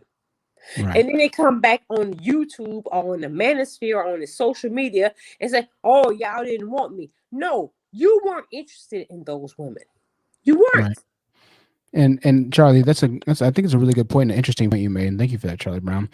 I think that there is a difference between the nerds and the losers, essentially, and what a lot of guys in the manosphere are losers. Because make no mistake about it, Bill Gates is a nerd, right? Bill Gates has no problem with women. The nerds who go on to actually, work in tech, software companies, do startups, Silicon Valley, they have no problem with women. A lot of these guys are exactly what you said, Charlie Brown. They're losers, but they seem to have their place misconstrued, thinking that they are nerds, right? And you're absolutely right. There are nerdy black girls and nerdy black boys. But yes, a part of it is their jealousy and wishing that they could have a certain stereotype or prototypical woman, right? This is the reason why you see OnlyFans booming so successfully. As many men feel scorned and hate women in the manosphere, millions and millions of men, OnlyFans has grown to be a multi-billion-dollar industry. The same men that are calling other men simps and telling men to go their own way are subscribed to OnlyFans content creators and pay $15.99 a month, right? It's because still deep down inside of them innately, they want that OnlyFans model, but they're too loserish to get it. They don't have the status that nerds have. They don't have the degree, the certifications that nerds went through in college. They don't have the businesses that the nerds started, because the nerds can do that. They can play. They can pay to play. They can play in the big leagues, but losers can't. And most of these guys are losers. JF with the $5 super chat says, please tell me one solution that he has offered. All I hear are excuses. That's a great question. We'll come back to Gaelish in a while. He wants to, say a couple more things. Keep those thoughts, Gaelish, as we move on to Loren and as well as Gamio. And then we'll go back to you, Gaelish. Loren, the floor is yours, my dear. It's good to see you again. Yeah, it's good to see you guys too. The last stream was so good, and this follow-up stream is perfect because I've been following that Fresh and Fit situation, and I don't know if you've seen the thing that happened with Fresh. Well, his name is Myron, and he's up in this girl's DMs trying to smash, and he's talking about how he has a podcast and he has all these followers and he doesn't collaborate unless he sleeps with the people he collaborates with.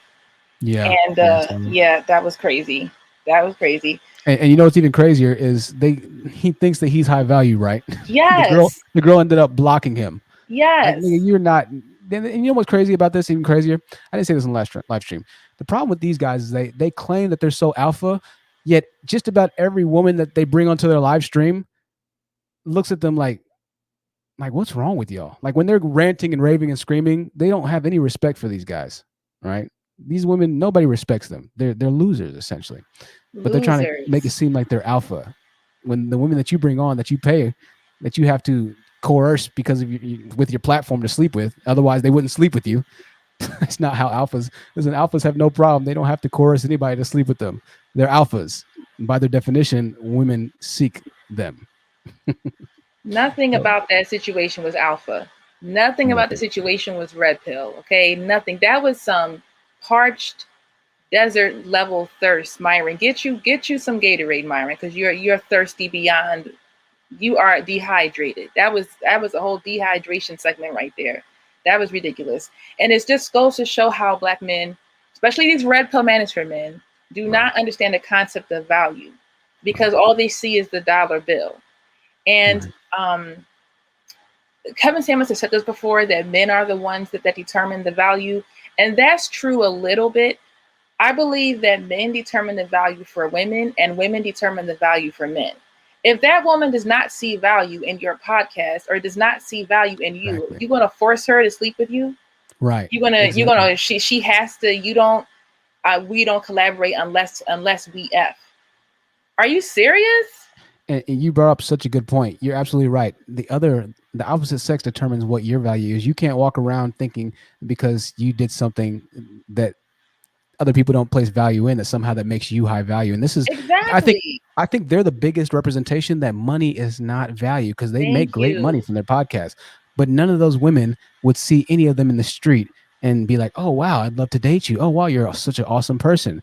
No, they focus more on arguing with women when they bring these women up into the podcast.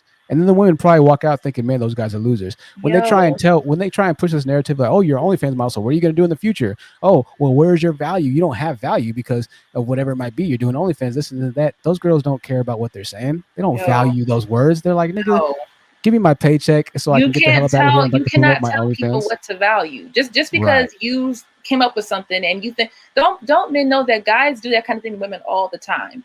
I've been out with people, and men always try to name drop and list all these things and brag about stuff that things going to impress you, and you're like, bruh, I don't care. Stuff like that goes in one ear and out the other. Like, I do not care. I went on this one date, and this guy's telling me about some, oh God, it was like some harvest machine he was trying to make a blueprint for, and he was like, I don't know. I was like, bruh, you're boring me. I don't care. That's it. Value goes. You cannot tell beyond. somebody what to value. Okay, just because you have deemed your own self to be high value does not mean you could go around demanding sex from people because you're in this weird space that tells you that women are going to flock to you. Like, Myron, what happened? I thought y'all was the most highly desired men of all time, and white women compete for you. Why you in white girls' DMs begging for sex? He's so valuable that he's on seeking arrangements. Oh Lord, because he can't get women normally.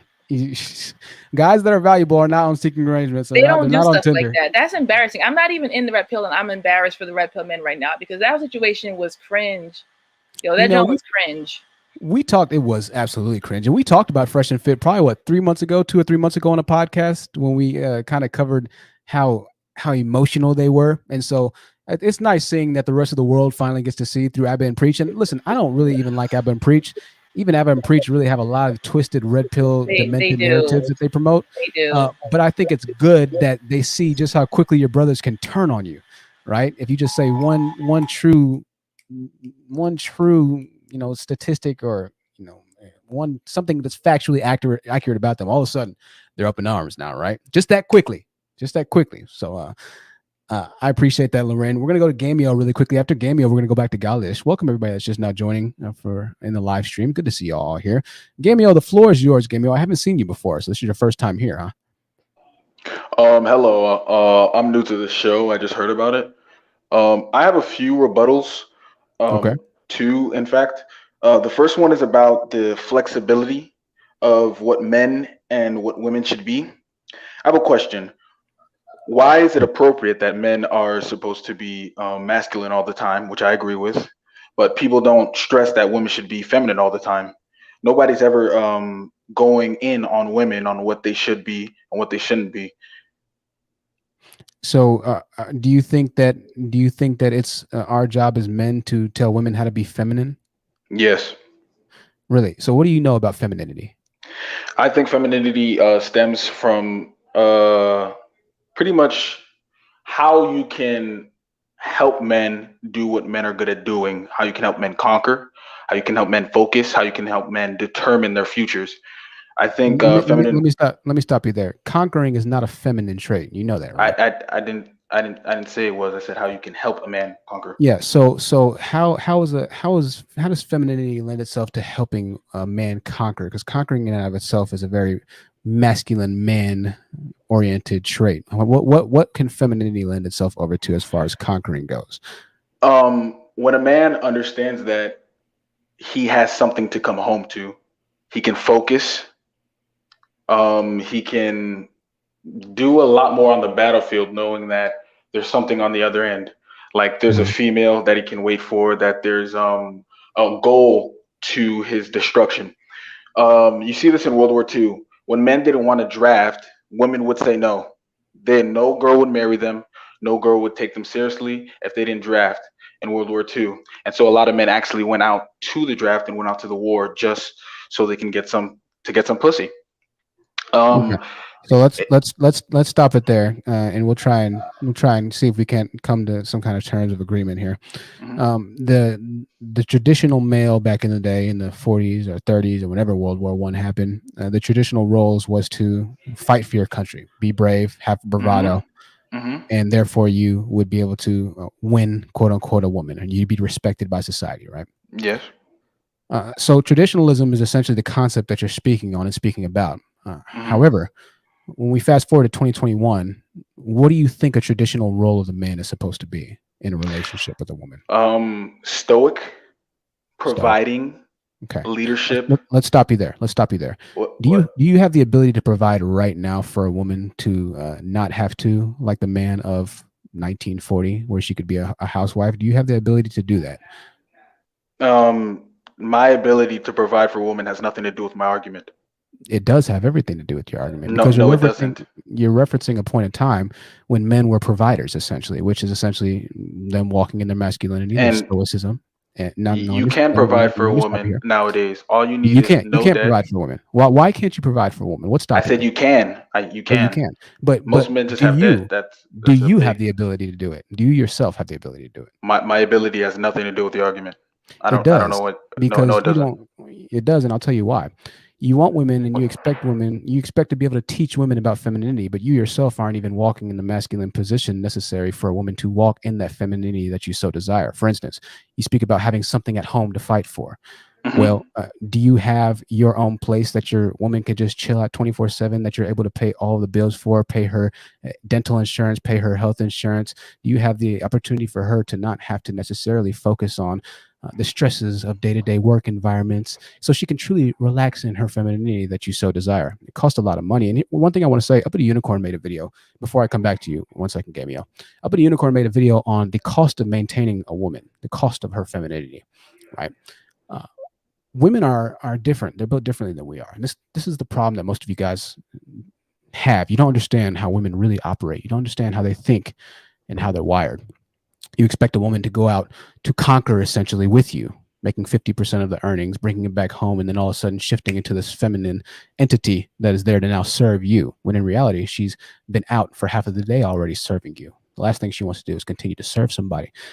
But when you are a man that walks in a certain earning category and who has a certain value as far as family and the traditional value or role of a man in society, what you find is that women are able to walk in their femininity, and what you so desire, which is this feminine, hyper feminine, submissive type, slave type role out of a woman, is very easily acquired. I say this: when I was making $80,000 a year as a server, might I add, I had no problem with women being submissive or feminine, because she didn't have to do anything in life, right?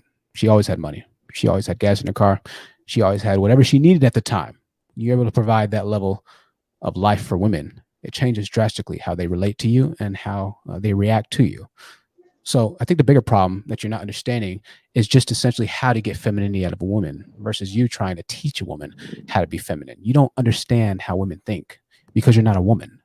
You're a man. So there's nothing that you can teach a woman on how to be what she already is. She's a woman. I would disagree on that point. That's fine. You can disagree, but you're not a woman. It doesn't matter if I'm not a woman. It does matter if you're not a woman. It does matter if you're not a woman. Well, that'll be enough for now, Gamio. We'll come back to you in a bit, though. We'll come back to you in a bit. Gamio is going to teach you how to be a woman, ladies and gentlemen. Okay? Gamio knows how to be a woman. Gamio, I would actually vie to agree with you in this case, because what you're saying is hyper feminine at this point. You want to teach a woman how to be a woman? Then go ahead and start some women or femininity classes. We'll see how many of them sign up with you.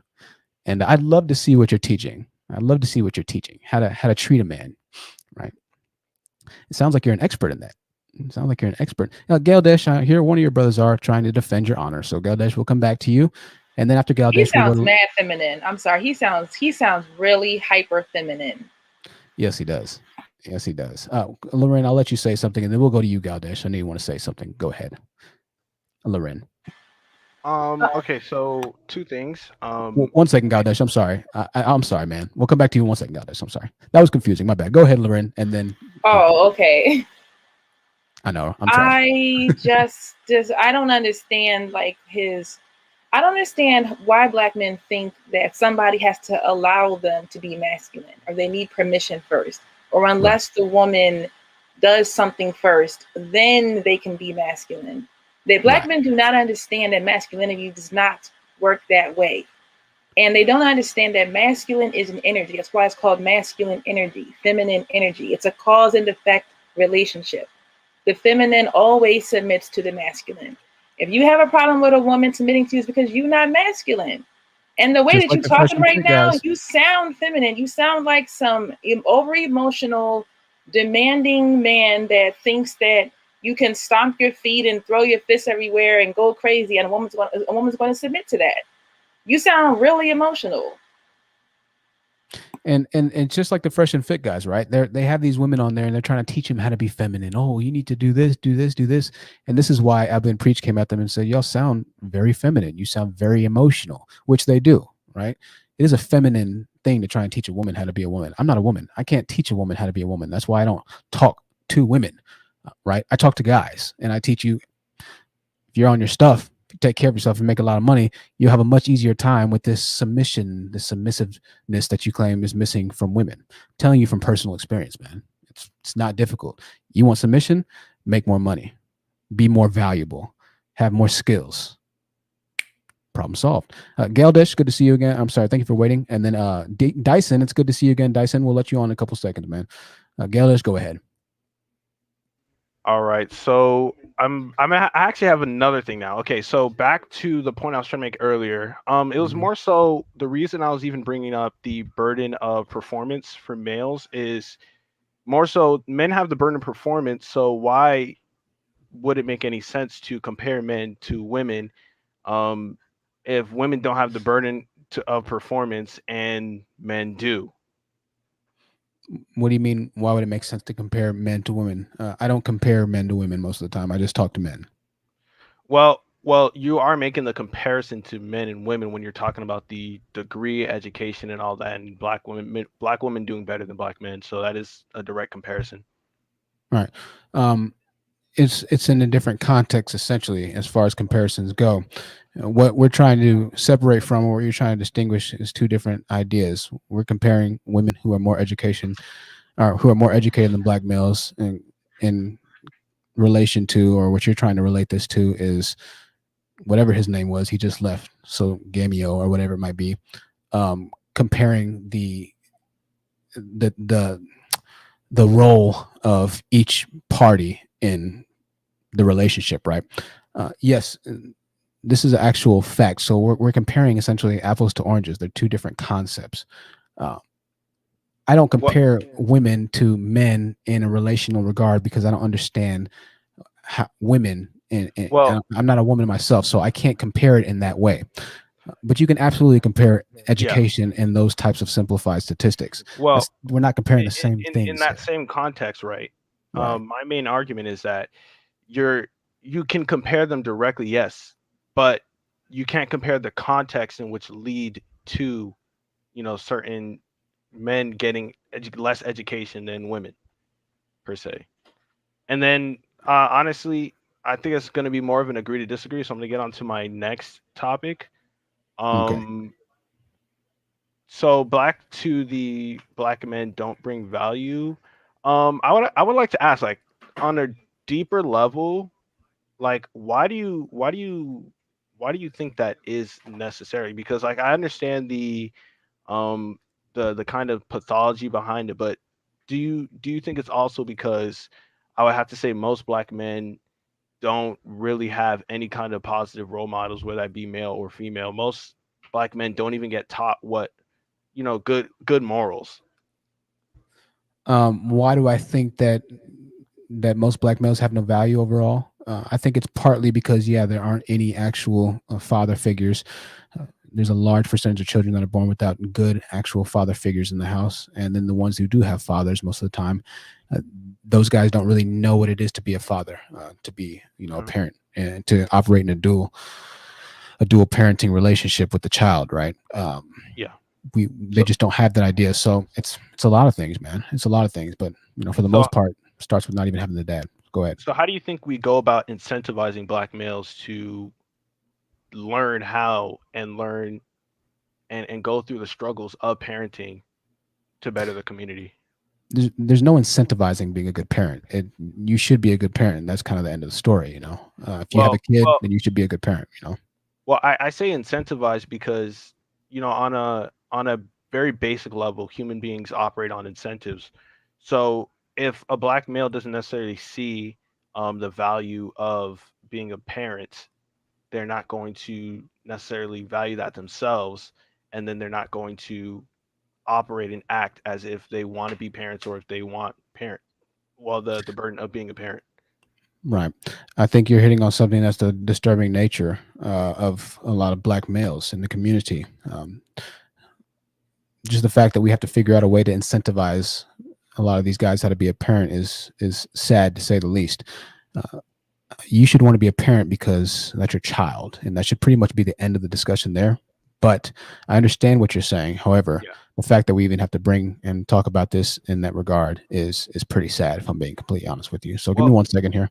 Well, And I want to wait, read this super chat. I have one more thing to say. I Sure. mainly say that because I saw a couple comments saying I'm not really offering any solutions, but I mean, at the end of the day, that is really the only solution. We have to find a way to get some of these guys to, want to be parents, or on the inverse, stop So what would procreating. be a direct solution to incentivize a man to want to be a parent? Honestly, I don't know. I'm not sure either. I'm not sure how you could get a man to try and care about Yeah. a being or an entity that he himself voluntarily created. Yeah, A representation. Hold on, Gail. A representation of himself. If I can't get a man to care about something that's as spiritually tied and connected to him as the identity of another version of himself, then I don't think he'll ever be able to care for anything, to be quite frank and honest with you. Yeah, If a man doesn't care about, I'll put you on mute for a while because I need to read the super chat. If a man doesn't care about his child, there's nothing I can do to incentivize that man to care about his child. I understand what you're saying, but that's the wrong way about thinking about a solution. Really, that's not really a solution, nor is that something that we should try and solve. That's an issue, right? That's an issue that, for the most part, if I'm being completely honest, is unsolvable. If a man doesn't care about his child, then there's nothing I can say to make him care about his child because I'm not his child, number one. Number two, if he doesn't care about his child, then why would he care about anything that I say? Why would he care about any incentive that I give him? We can't go around giving money to people that raise children, even though they do get tax deductions and tax breaks. But we can't do that as a community. And moreover, I think, once again, trying to find a solution for guys to care about children, that's asinine. That's crazy that we even have to have this discussion. So yeah, I understand that you're trying to solve this problem. But I think the bigger, deeper meaning is this shouldn't be a problem that you should have to solve to begin with. That's the bigger issue here. Organic Black says, for the $10 super chat, thank you, Organic Black. He's an example of the problem. They're so busy lecturing Black women on how to act when they need to be focused on teaching the next generation of Black boys how to be men. It's absolutely true.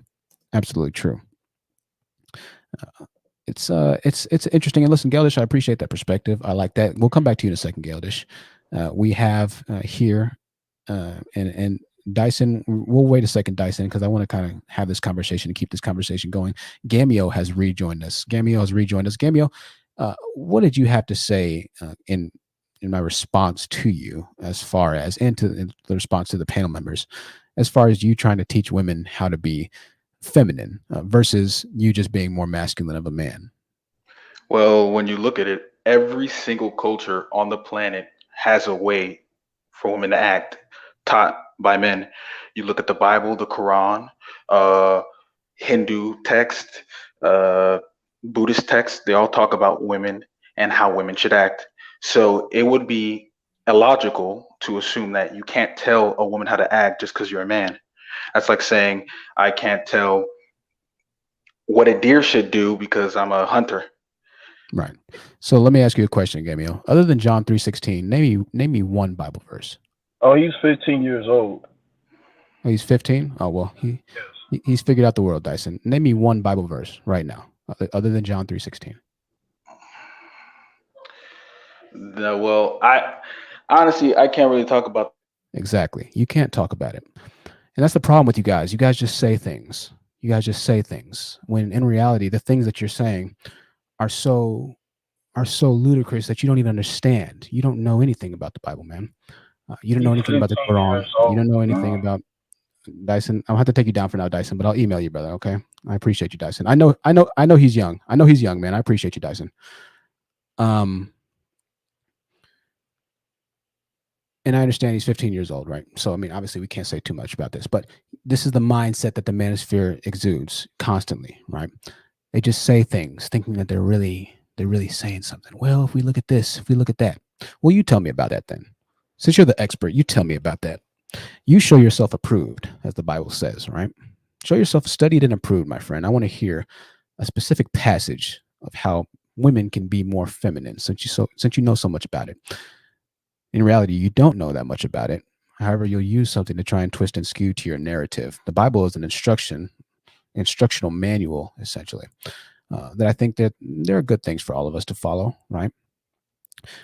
But if you're not a follower of the Bible yourself, then you can't try and use that to prove your point because you don't know anything about that point. Moreover, I think it's a disturbing trend that you'll try and somehow use religion as your moral basis and argument for not wanting to be a better person. That's what's more disturbing to me. And this is not something that's just, related to the Black Manosphere or tied to the Black Manosphere. You have these religious groups like these Hoteps, the Black Hebrew Israelites, right? I think, I forget who did a video on this. I think it was either Uppity Unicorn or somebody else did a video on this, where these Black Hebrew Israelites were going around talking about women are, shameful and evil, and we can sleep with children once they become 12 years old. And I showed this video, right? I think it was Lexus Exodus. She might have done it. Lexus Exodus. And they'll try and use religion to morally justify why they're such hateful people. They'll try and use religion to morally justify their incompetence as men. And I'm not going to let you use religion, something that you know nothing about, even at 15, to try and justify why you feel like your women don't respect you. And in reality, it's a quick solution for yourself. And I know he's young once again. It baffles me how when I tell men the answer to the problems, the solution to the problems, they still fight tooth and nail to tell me that it's not my solution that's attainable. It's not my solution that works in reality. No, truth, we can't just be better men. We can't make more money. We can't provide more value to the community because it's the women that are stopping us. It's the women that are not letting me become a man. It's the women that are not submitting to me. So long as they don't submit to me, I don't have something, as Gail Dish or somebody said, to come home and fight for. Well, listen, if you don't provide a house or a lifestyle worth her coming home to for you to fight for in the first place, then you're not going to have a woman to fight for. Okay. So you're missing a very integral part of this equation here. You're missing a pretty important and crucial part of this equation here. If you don't build a castle, if you don't build a lifestyle for your women to walk in that femininity that you so regard, then you going off to war doesn't mean anything because you're not fighting for, I guess, whatever you have to go to war to fight for. Moreover, when men did go to war, they weren't fighting just for women, right? They're fighting for a number of things. Sure, women were a good motivator. I'm not saying that women aren't a good motivator. However, when it comes down to what you are trying to acquire in life, a woman should not be your motivating force or factor in that. Okay. You need to have the motivational force behind yourself within yourself as a man. I think this is also something that really says a lot about the Black Manosphere and the reason why so many of those guys are in the Black Manosphere. They're in there because they're hurt. A girl might have left them. A girl cheated on them. And this was actually on the Asia Gazalia channel. A guy admitted on her live stream that the reason he's in the Manosphere is because his girl left him. And he was just angry. He said that on live, right? Literally said that. We played this months ago, right? And so I think it's a double-edged sword when you do focus primarily and put all your emotions into a woman and using her as the motivating factor or driving force in your life. Number one, a woman doesn't want to be your motivating factor or force. A woman wants you to have enough motivation to do what you're supposed to do in life. That's what attracts a woman to you. That's what they see as alpha. When they see men building that aren't necessarily needing to always be under their bosom, always be cuddled up and baby, I love you, I love you. Women don't really like that as much. Women already, women have babies. When they have babies, they want to take care of their babies. They don't want to take care of their baby husbands or their baby boyfriends, right? Babies are babies. Men aren't babies. And so I think the bigger problem is that a lot of you guys want to be coddled because you don't understand what it is to have to just stand by yourself sometimes. You don't understand that in life, there are times when you don't need a woman in your life. You just don't need it. You're not ready for it. You can't handle it. Right. Moreover, when you do get a woman that is actually of worth or value that can add something to you, quote unquote, if you aren't in a position to have her be able to walk in that value, then you're ruining a good thing because you're not ready for it. That's the reality of these guys thinking. You haven't shown yourself approved. You're not at that level yet. You need to be working on yourself as a guy and getting your life together. And once you get your life together, maybe you can start focusing on a woman and her needing to add some type of value to you or whatnot. But when you get your life together, you'll realize that it's not her job to drive you. It's your job to drive you. And as long as you're always seeking outside or external motivation and motivational factors for your own growth in life, you'll always be behind, whether that's by your women, your friends, your coworkers, your social circles. If you're needing to always surround yourself as a man with people to motivate you, then you're always going to be behind. As a man, sometimes you need to just do it dig down deep and do it for yourself. There's not going to always be people that are going to surround you and help you. If you have friends, yes, it's great to have friends. It's great to have personal currency. We can't do everything by ourselves. However, you also can't rely on somebody else to motivate you. You need to motivate yourself to go out there, find your communal currencies, find your personal currencies, build those relationships possible. And even if those relationships and those bridges burn down, as a guy, you have to say, well, shit, that sucks. What am I going to do now? What bridge am I going to build at this point or another point in my life, right? No matter what happens to me, I'm not going to stop building a bridge. I can't do that, right? That's what it is to be a man. When you walk in that, you're not going to have a problem with women, bro. You will not have a problem. We're going to move on really quickly here. We're going to go back to Gail. I forget who was just speaking. I think it was Gamio. So Gamio, we'll come back to you.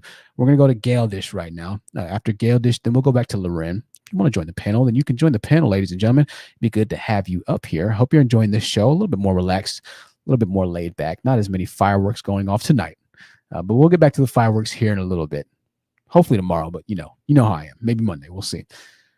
Gail Dish, let me ask you a question. Are you single? And let me ask how old you are right now as well, because apparently we have teenagers calling in. So I need to figure out how to really have certain conversations on certain levels, or figure out whether or not the conversation is worth having in the first place. If I'm being completely honest with you, Usurper Ridley, you join the panel by clicking the link, man. It's pinned.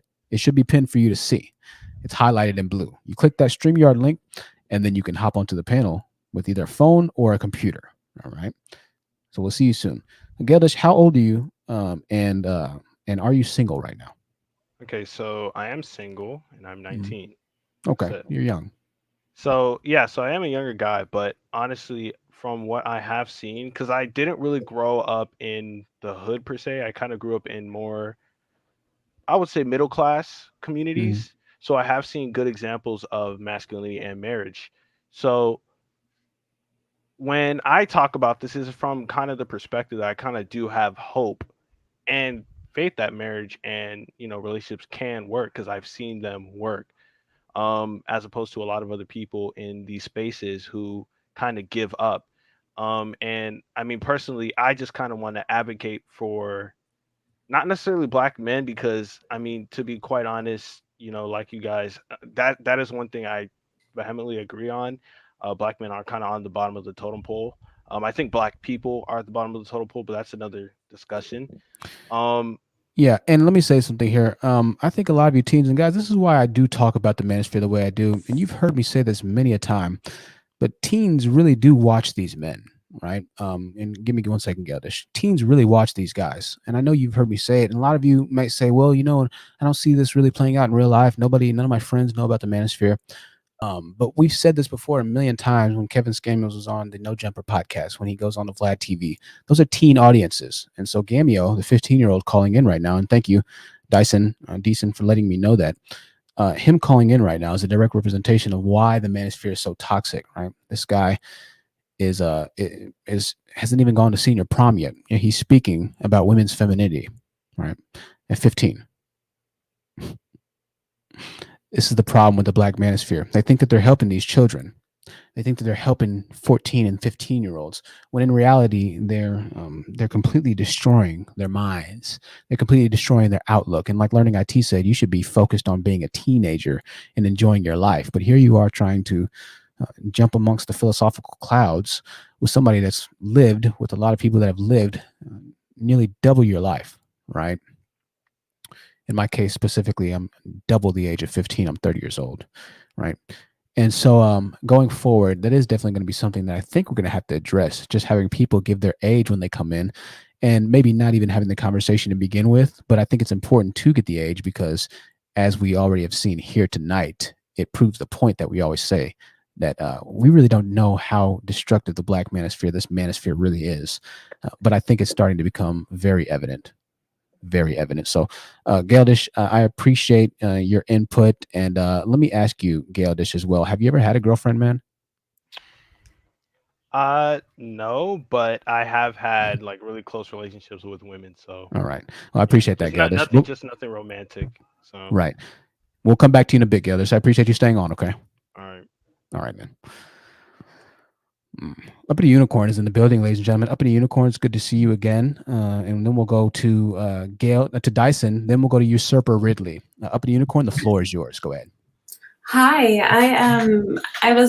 I wanted to chime in on the part of the conversation where you were talking to one of the younger brothers about religion. I think that you made a really powerful point when you said, you know, if you don't practice these religions or if they don't have a really meaningful place in your life, then these are not the things that you want to use. But lucky for me, I'm not only a person who studied comparative religion at an elite university, but also I was a person who, I was a Bible study leader as a Christian, and I was also a bit of a leader as well, converting to Islam. So as a school teacher, as a person who taught Islamic studies and tarbiyah and usul ad-din, fiqh, there are a lot of Arabic words I could say here that would mean nothing to any of you. But the main motivators of doing well is never a woman. All of these religions, well, let's leave out, you know, the Vedic, books. Let's leave out Hinduism, Buddhism, Taoism. Let's just focus on Abrahamic faiths, right? Or what people are calling that. So the religion of Abraham, Isaac, Jacob, Judaism, Islam, Christianity. The motivators are almost always two things, or, well, one thing really, a relationship with your creator. That's always the main motivator. But on top of that, many prophets and messengers, when they start out with their message, they start out speaking to you about death, because what you know of a certainty is that you're not going to get out of this place alive. And then they start talking to you about the afterlife. And these conversations about the afterlife tend to be the main motivator. Not a woman, not what's between her legs, but actually heaven and hell, eternal damnation or eternal paradise. All these religions have these themes, and they encourage people to do well in this life so that they can enjoy ease, peace, and what they deserve in the next life, right? Christians call this on-the-job training. Anyhow, also in these faiths, for the young brothers, I hope you're still listening, whenever a command or an edict, something is given to the people, it is always given to who first? If you study any Abrahamic faith, you know the answer to this question. The command is given to who first? Men. Always the men. Always the men. So many men in the Manosphere, they like to talk about hijab, right? They love to talk about hijab. I've worn hijab, I've worn niqab, I covered my face for 8 years. No one saw what my face looked like for 8 years. You had to be a blood relative or something called a muharram, right? Well, we can talk about that later. But the command for hijab, right? Because they're like, oh, well, these women are modest and these women dress like this. The first rule or ayah. How do I say ayah? Ayah is like a scripture verse, right? Right. So if you are watching Ayah Misra Ariyadim, okay, that's what his name means, right? There's Ayah, sign of God, and then there's a verse of the Quran. So the first verse for hijab was not revealed to women. It was revealed onto the heads of men. How they should act, how they should behave, how they should interact with a woman. Absolutely. That is the order of how it's revealed. So literally, even with the points that you are trying to make, with these Abrahamic faiths, it all boils back down to because these are religions that teach you how to be masculine. Right. These are religions that will threaten you with hellfire over the neglect of your children, over not providing. Right? Over not providing for your wife, the way that you speak to a woman, the way that you engage a woman, the way that you speak to and engage children. Absolutely. Every last one of these religions will threaten your soul with hellfire for these interactions and the burden of having a distant relationship between you and your Lord, so that when you cry out, you may not be heard because of what you do to a vulnerable person, right? It imbues character. So if you want my email, because this is something that I'm good at. I'm not good at many things, but I'm pretty good at comparative religion. I've gotten good grades. I've written great essays, and I've worked with some of the best people in Abrahamic faiths and non-Abrahamic faiths. So if this is something you want to talk about, we can. I'm uppity at uppityunicorn.com. And I hope that offers something to the dialectic. What I'm basically what I'm trying to say is that it's revealed upon the heads of men first to act, and then to the women. Absolutely. This is why you don't have a prophet or a messenger that was a female. You don't have one. Now you have great women who were given the responsibility of giving birth to and raising these men, but you don't have one ever in any of these faiths. So it's your responsibility first.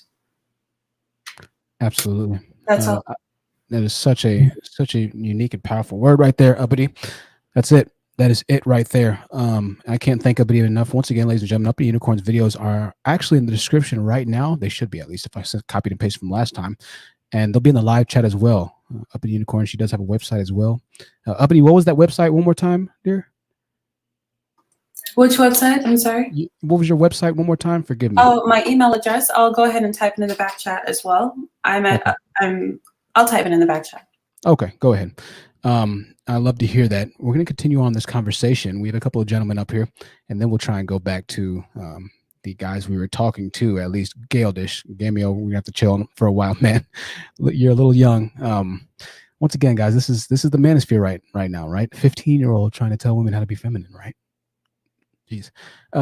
Usurper, it's good to see you in the building, man. Usurper, it's good to see you in the building. And then after Usurper, we're going to go to Decent. After Decent, we'll go to Vi Chief. Usurper just dropped off, so he's gone. We're going to go to Vi Chief, then we'll go to you, Decent. I know you're waiting for a while, man, but I want to see. Okay, Usurper's back. Here we go. Usurper's back. So Usurper, the floor is yours, okay?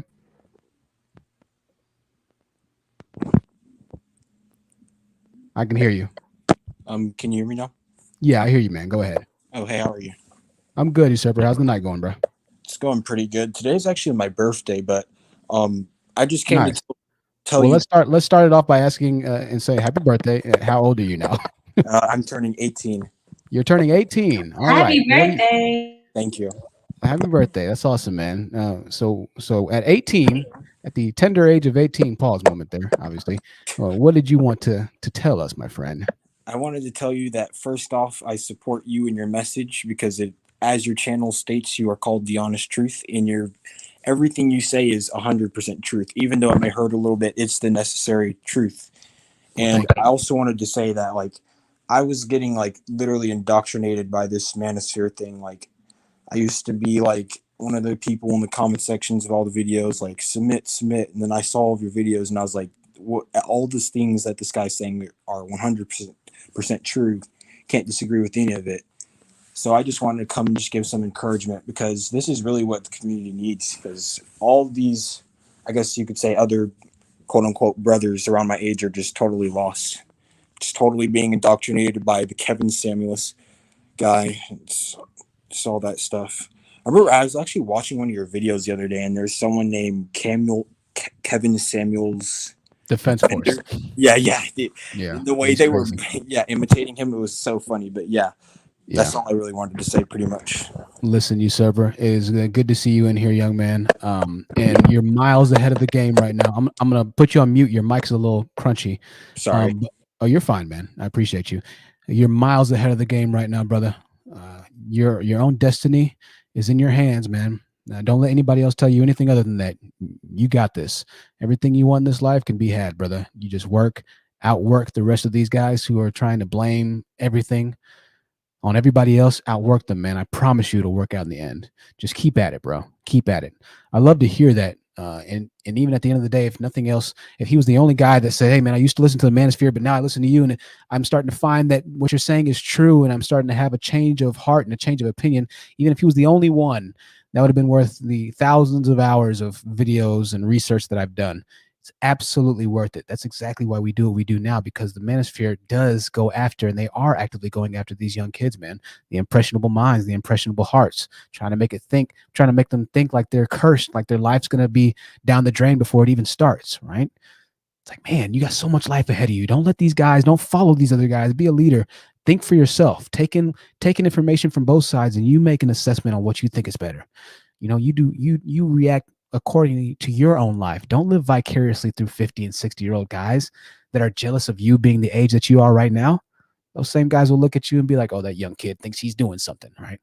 Those are the same ones preaching poison. Absolute poison. A Pink Pill for the $25 donation says, from now on, I support those who support me. Keep up the great work, THT. Pink Pill, it is such an honor to just even have you in here, to be honest with you. And I appreciate your support, dear. I really do. And I don't mean to be offensive by saying dear, forgive me. That's kind of just how I talk. It's not an excuse, right, if it offends you. But listen, I appreciate you being in here. We appreciate you being in here. We appreciate everything that you've done. I mean, my goodness. You were responsible, Pink Pill. To be honest with you, you were responsible for me waking up to my dustiness. It was a video that you had on your profile, right? And I think it was the video of the pit bull that was trying to chase the little girl, and the father hopped on top of the car. The black father hopped on top of the car, and he didn't even bring his daughter on top of the car. And you were explaining how dusty a lot of these black guys are.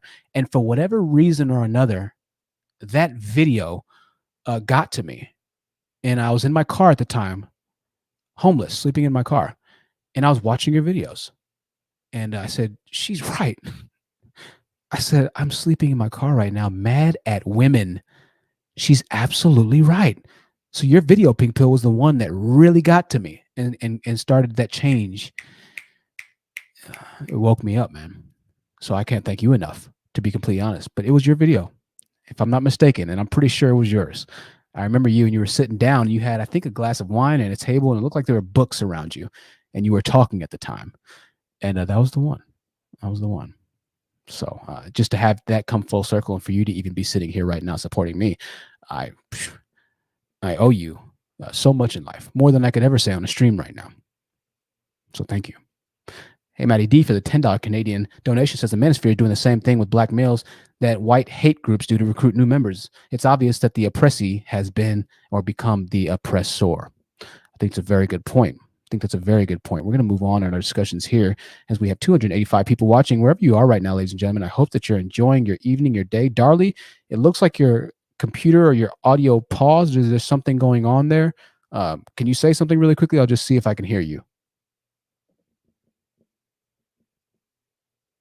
Okay, Darlie, I'm going to take you down, but rejoin the conversation, Darlie, because something's going on. There you go. Rejoin the conversation. 276 people. It's so good to see y'all in here right now. Deason, the floor is yours, Deason. And if you can, we'll try and make it a little quick. But listen, Deason, I appreciate you letting me know Gamio's age. That helps me out a lot. And yes, Pink Pill, I'm dead serious. It was your video. Yes, it was. The Pitbull. I remember it vividly. I sure do. Go ahead, Deason. I appreciate you. Well, it's gonna be quick and short and concise. It's okay, man. It's important to understand that understanding the gap between reality and perspective. You don't want to be so into the perspective that you lose sight of the reality, but you don't want to be so into the reality that you lose sight of that person's perspective. What I mean by that, there's a story of a black father. He didn't have no fire suits, no nothing. Saved 2 daughters in a burning house. He could have passed away, whatnot, but he didn't. And they gave him a GoFundMe account. Right. Because of that. And there's another story, unfortunately, a black father who passed away, went to move to a whole nother neighborhood, trying to get him away from that boy. But unfortunately, that cost him because the daughter was being disobedient. That's not to say, that's not this. If I were to say this, people will throw stones at me, saying, using that as an excuse. This goes to a point of understanding the perspective between the reality and perspective. You don't be so into the perspective of all men is this, or all women is this, all women. Right. To the point where you don't understand the reality of that situation. And Dyson, I'm gonna stop you there. I appreciate that input. And I think that we can maybe possibly kind of delve into that a little bit. and I appreciate everything that you've added to the channel, man. I'll keep talking with you behind the scenes, okay? All right, man. Talk to Dyson soon. I'm in communication with Dyson, so he was on the panel last stream. Some of you might remember that. So, you know,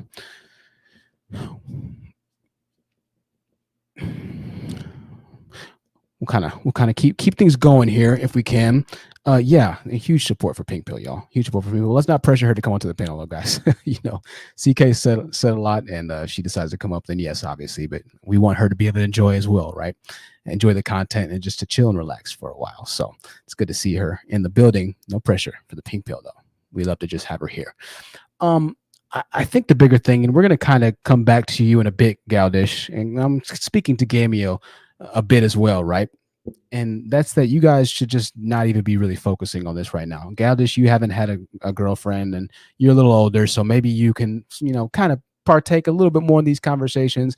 Gamio, you should be playing Xbox right now, if I'm being completely honest with you, or, you know, streaming, video game streaming or something like that, if I'm completely honest with you. But listen, I'm glad that you're at least listening to the conversation anyways, right? Hopefully you can absorb some of this, some of what I'm saying, and really listen with open ears and become your own person at the end of the day. Now, Galdish, let me ask you, man, what do you think is hindering you from having a girlfriend or of having a single relationship that's romantic in your 19 years of life? What's holding you back at this point? Nothing's really holding me back. I'm just not really pursuing that. You're not pursuing it. No. Okay. So do you plan on pursuing it, or are you in college right now, man? I'm going to college in the spring, so like in January. Okay.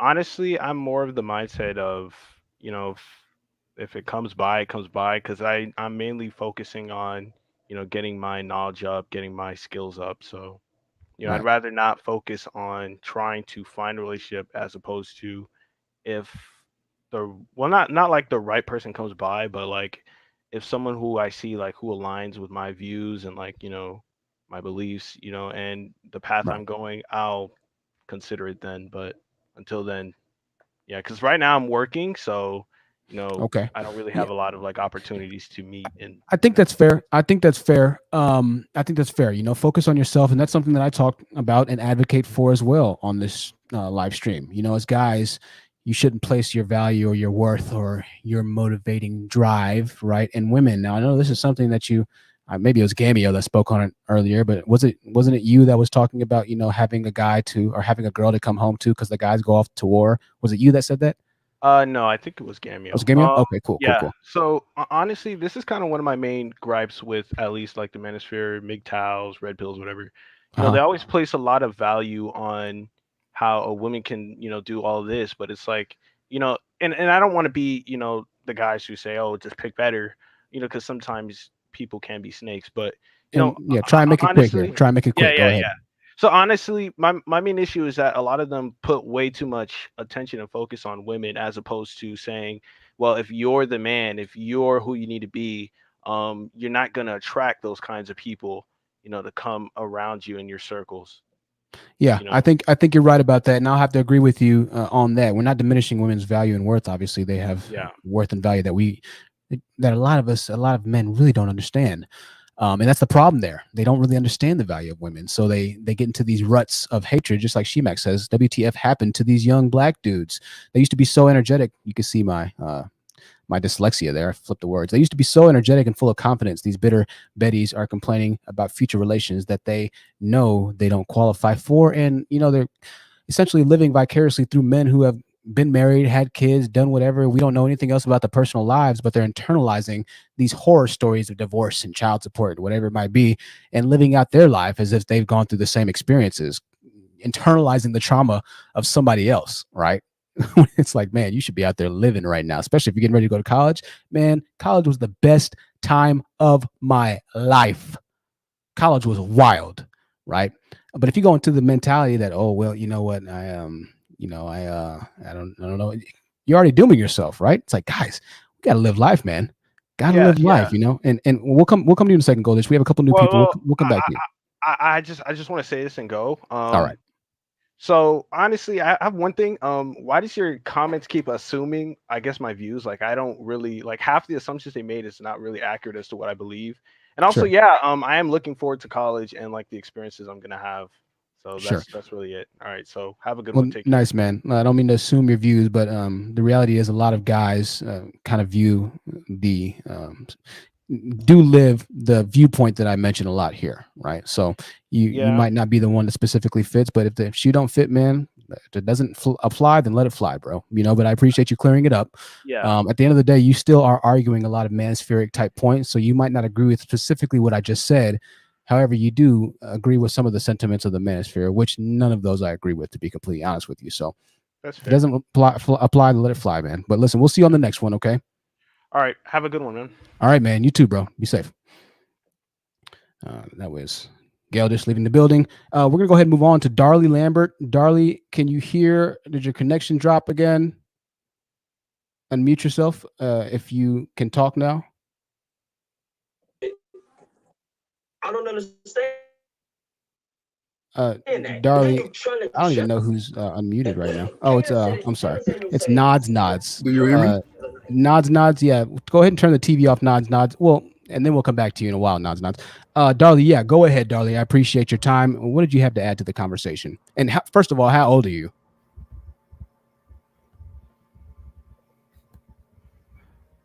Darlie? I am 27. 27. Okay. You can call me Dasher if you want.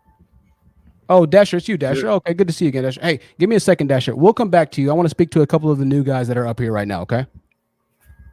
Yeah, it's me. Yeah, All right, Dasher. I was wondering. I said Darlie Lambert. That's an interesting name for a guy.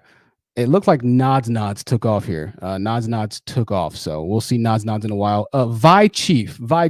Did I already hear from you already, Vi Chief, or have you already given your 2 cents? No.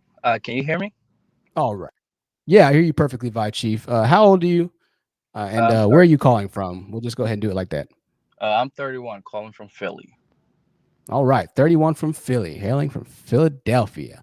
Yep. What is your mindset, or what is your opinion on everything that you've heard today, or what did you want to come to the panel and try and get off of your chest? To be honest, a lot of these like topics is pretty new to me because I'm from Liberia, Okay. and I moved here going on 6 years now. Okay. So, trying to ingrain, because most of my circles are mostly immigrants, not necessarily Liberians, but immigrants. But being in the US, you can't be in another person's country and not ingrain yourself into what's going on and right in their culture or whatever. So it's just with these conversations about going on YouTube and seeing conversation about women, what women brings to the table and all of these things, it really shocked me in a lot of ways because like where I'm from, like those are not even questions that people asked or whatever. Mm-hmm. And also like the fact that people well, it's a known fact, like you either have money, you gotta have game, or you gotta look good in some sense to get laid or get a girl. Right. Well, it's interesting that people feel entitled to a woman's time and it's just fascinating to me. And a lot of things I'm still learning, I'm still trying to understand it, but a lot of these conversations don't make any sense to me because I don't know when does like this whole hatred, I don't know if it's a good way to say it, hatred towards women come from, and how people feel like taking care of your kids is not like, people see it as a chore, or like, oh, you putting me on child support. Like, why is that even a thing? Like, right. And I'll answer your question here a bit, and I know it might be a little bit of a different viewpoint since you're coming from another country and assimilating into Black American culture.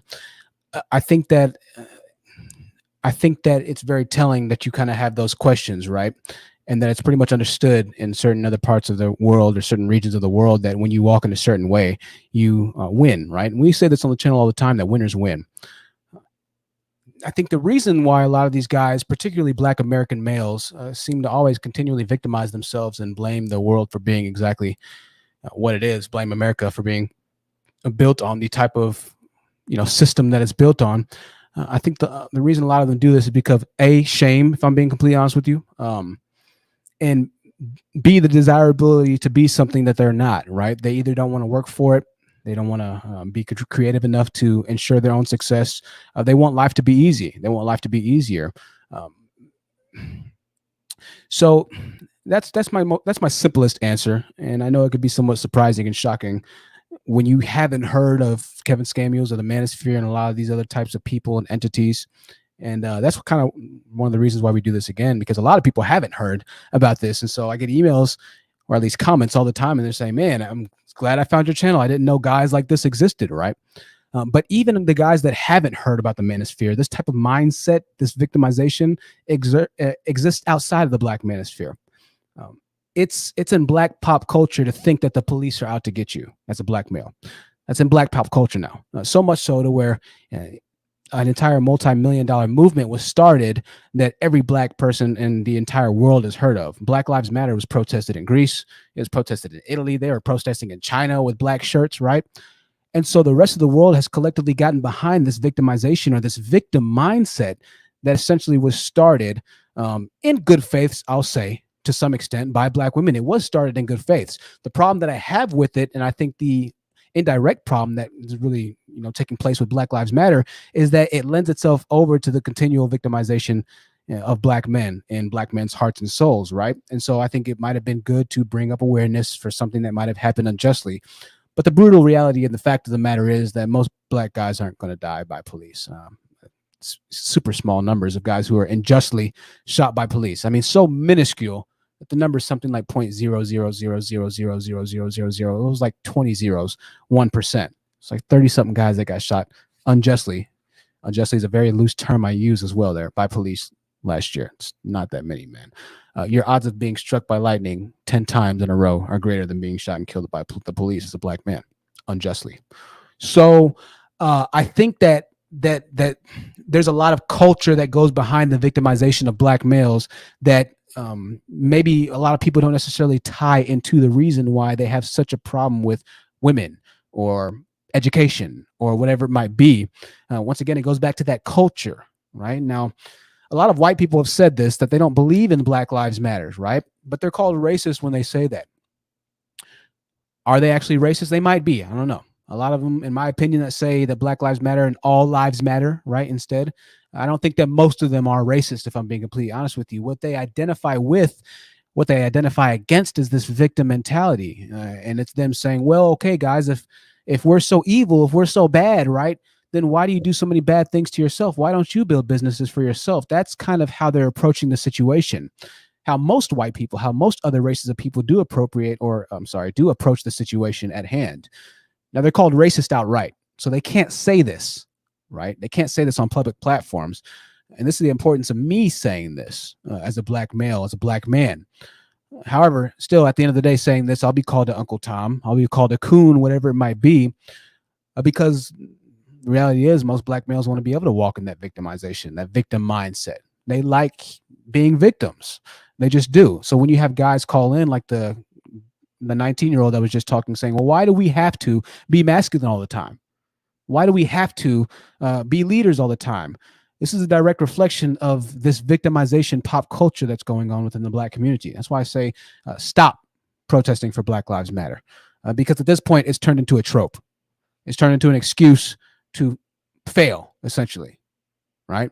Well, the white man won't let me go to school because the police are killing me, right? So they start making these weird connections and bridges, like the guy who came on the last live stream saying, well, there's no Black coding schools for young Black boys because the police are killing us, because they own all the businesses. They'll start just connecting all these weird bridges in their minds, and somehow it makes sense to them, right? Can So I say shift stop it. towards the coding thing for a minute? Possibly. I'm a software engineer. Okay. Yeah. So I came here with my undergrad in economics, but I couldn't get a job, so I had to do something. So actually, I went to a boot camp.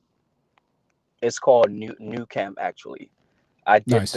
and there are a couple of other free courses. If anybody need help, if you know anybody, I can give you my Instagram. I can show them the how to get to where I got to. Yeah. What's your Instagram? Vi Chief, Vi_Chief. .vi_. Yeah, VAI_Chief. Chief. All right, I just dropped it in the live chat. Listen, I don't want to go down the entire IT thing right now, but listen, I'm glad that you're doing that. I just put your Yeah, handle so up like, there. yeah, it's my boot camp wasn't that expensive. I took other prerequisite courses that cost me $10-20. My boot camp was like what, maybe like $4,000 I pay in total, and I Okay. have a decent job right now that pays a good money. More,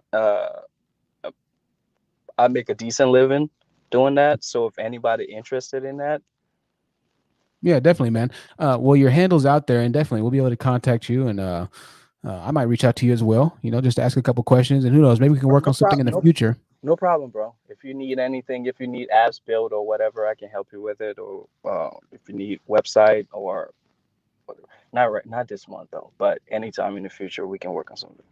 Yeah, definitely, man. I appreciate that. As a matter of fact, I'll probably be hitting you up in the near future, man. And I'll try and compensate you for your time fairly as well, because the money that you invested in yourself, you should be able to reap the rewards off of that investment, right? And so There's a lot of opportunities there. If brothers want to invest in themselves, there's a lot of opportunities. I have to spend a shit ton of money either.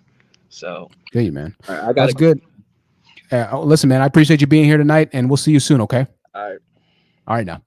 My chief is out of the building, ladies and gentlemen. Invite Chief out of the building. Yeah, it's nice. It's definitely nice to have that.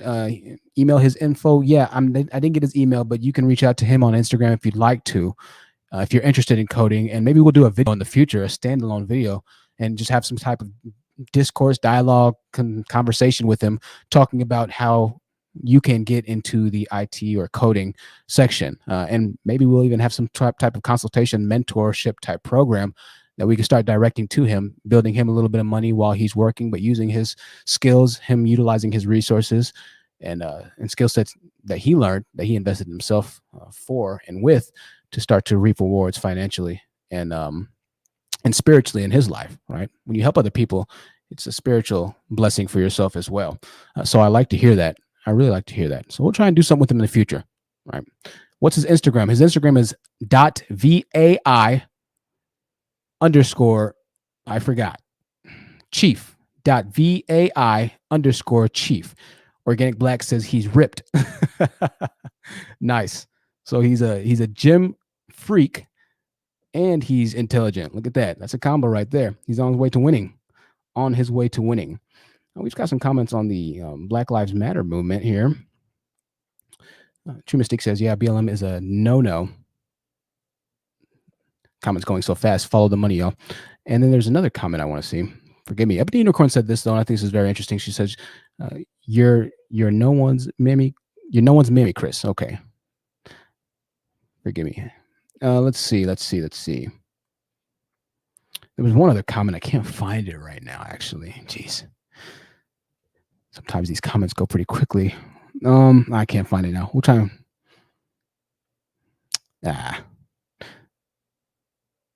It's all right. We'll try and find it another time. Listen, this has been a really productive stream here. We're going to let Dasher go, and then we're probably going to go ahead and wrap this up here in a little bit. We have one more person. Oh, wow. we have one more special treat for you, and it is none other than the pink pill. So give me 1 second, ladies and gentlemen. I love you all on the panel. Dasher, I'm going to take you down for a second, Dasher, but I want to have the ladies up here on the pink pill panel right now, and being able to have that conversation with her. So this is the pink pill. It is an honor once again to have you on. It really means a lot. The floor is yours. You have as long as you like. No, I'm talking on live. Thank you. I won't take a lot of time. I just wanted to come on and say that what you're doing is very, very needed. It is admirable. It is brave. And I appreciate you doing it. It is hard these days to take a position that is nuanced and allows for critical thinking and is not polarized. Because I think what's happening in this sector of YouTube is that there's so much polarization that's happening. You have to pick a side. And It's like team this, team that, like team Kevin Samuels versus team THT. It is unfortunate, and the learning is being lost. Absolutely. You hit on the nail, or you hit the nail on the head. It's so true. It's like somehow the message is getting lost in translation a lot of the time because of the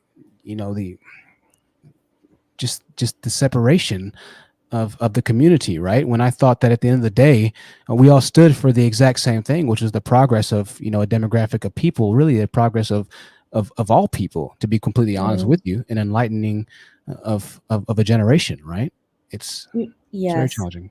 Go ahead. It is unfortunate, though, that does not seem to be the case. And what recent events that have happened, I don't want to go into detail, but what recent events have happened to me show that not everybody is going to come along. Not everybody is going, you're not going to be able to save everybody. And you've got to focus on who wants to go with you. Do you know what I'm saying? So in the past, what is so interesting is that in the past, I've been, I'm used to the people in the Manosphere saying things, and I've got a tough skin that has developed over the years. They call me all these names and everything. It does not bother me.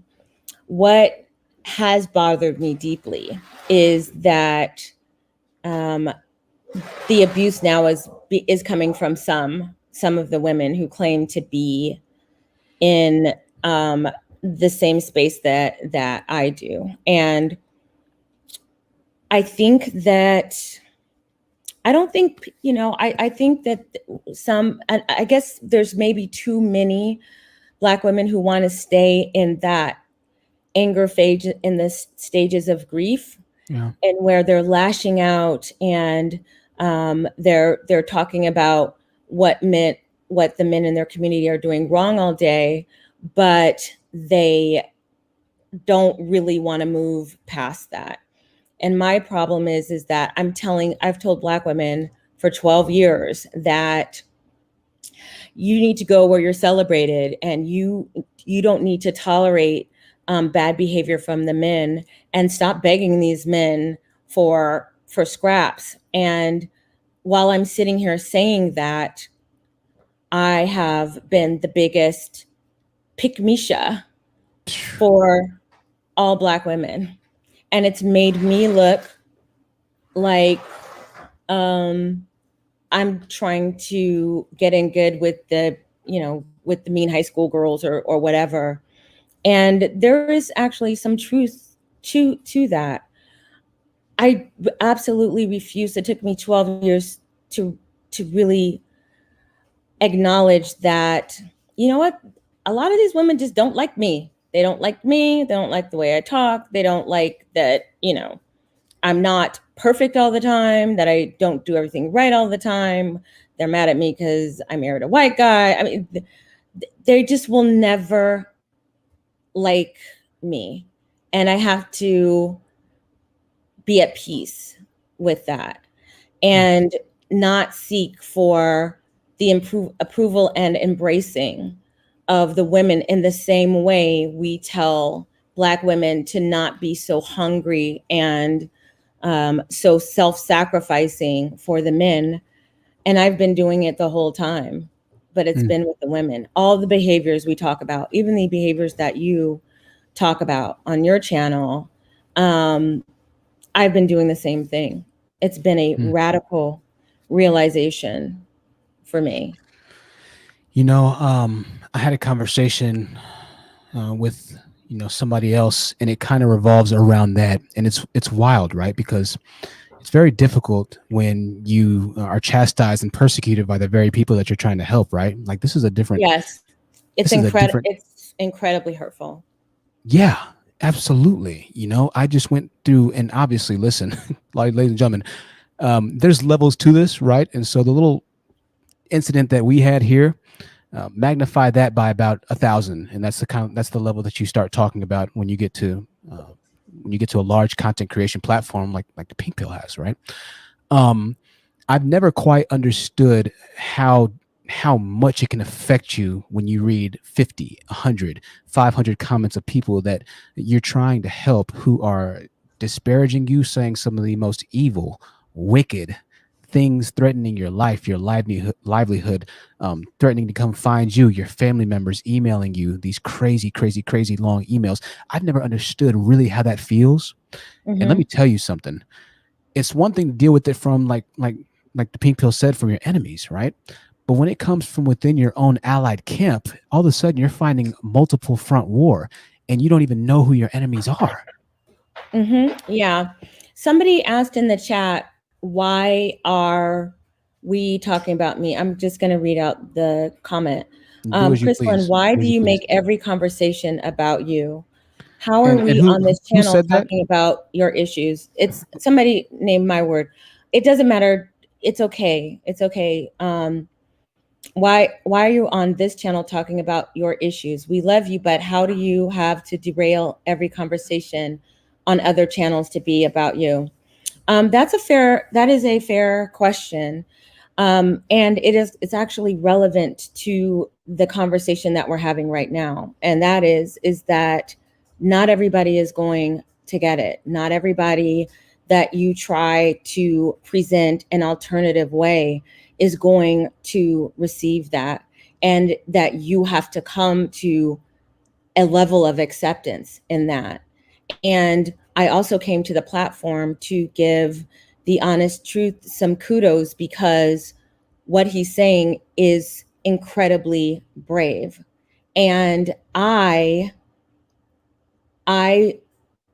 want to just give him the acknowledgement that it's incredibly brave. Listen, and you don't have to explain yourself at all. Oh, no. I mean, it is a fair question, because I am on another person's platform, and that's a fair question. I've been very quiet, and I haven't had a chance to express those issues. The host did say that I had the floor and I could speak as long as I wanted. And listen, so if it's okay with you, the honest truth, absolutely. And yeah, so that's why I'm here and why I came. And this is kind of exactly what we were just talking about, right? It's this fake love type thing, It's like, listen, if you're for me, then be for me, okay? If you're not, then let me know, because it gets very skewed and murky watered when you try and approach somebody with a backhanded compliment. You can't say that you love somebody and then in the same breath also try and question their motives, their antics. Regardless of whether or not it's an appropriate question, when you do that, when you place yourself in this friend position, it's almost like you have your arm around them with the knife behind you, because whether or not you intend that to be a dagger to the heart, it is a dagger, because now you're questioning their integrity. You're questioning their morals. Whenever somebody questions my morals, my integrity, my reasoning to do whatever I want to do, they're questioning my being, right?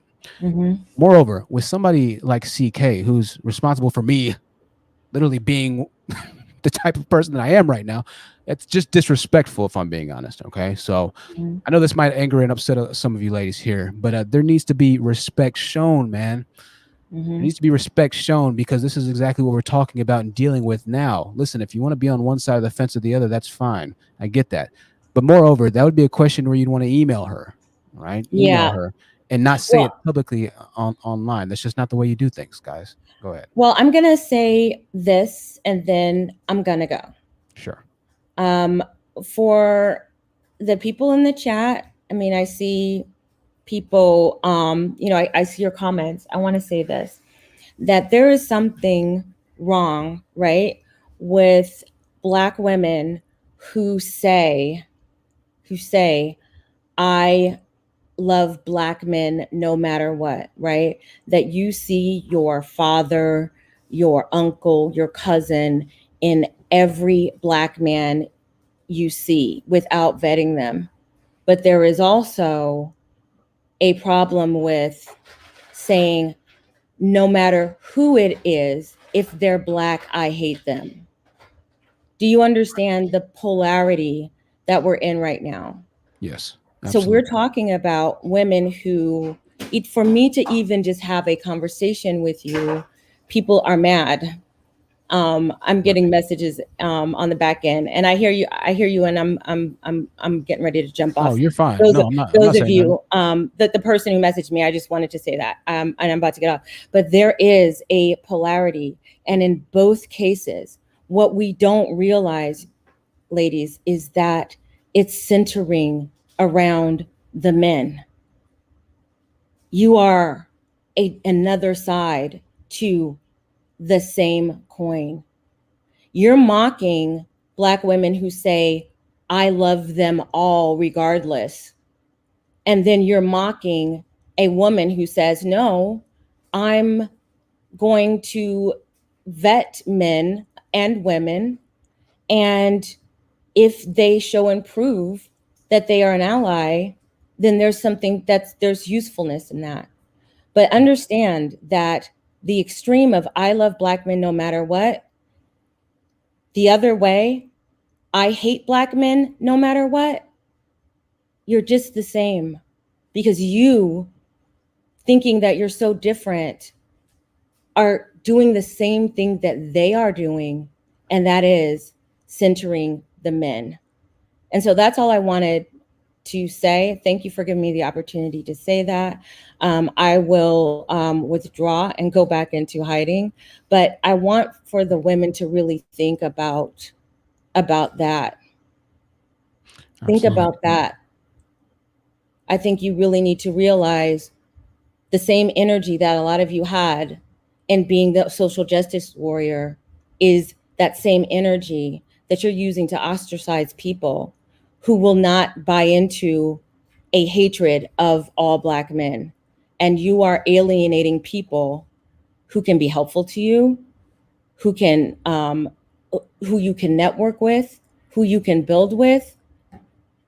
And many of you have done that to me and are doing it to me in the comment section right now. Right. You guys are acting and behaving just as bad as the very women that you mock every day. So I'll just leave you with that. Maybe it'll be something that you think about. Thank you, The Honest Truth. I'm going to go now. Not a problem, Pink Pill. It's an honor having the Pink Pill up, ladies and gentlemen. And, and one of the reasons she said something, one of the reasons why I do always make sure to say very carefully that, listen, I'm not talking about all Black men here, right? Y'all have heard me say this a million times, and I'll say, I tip my hat to the good Black men out there that are doing what they're supposed to do.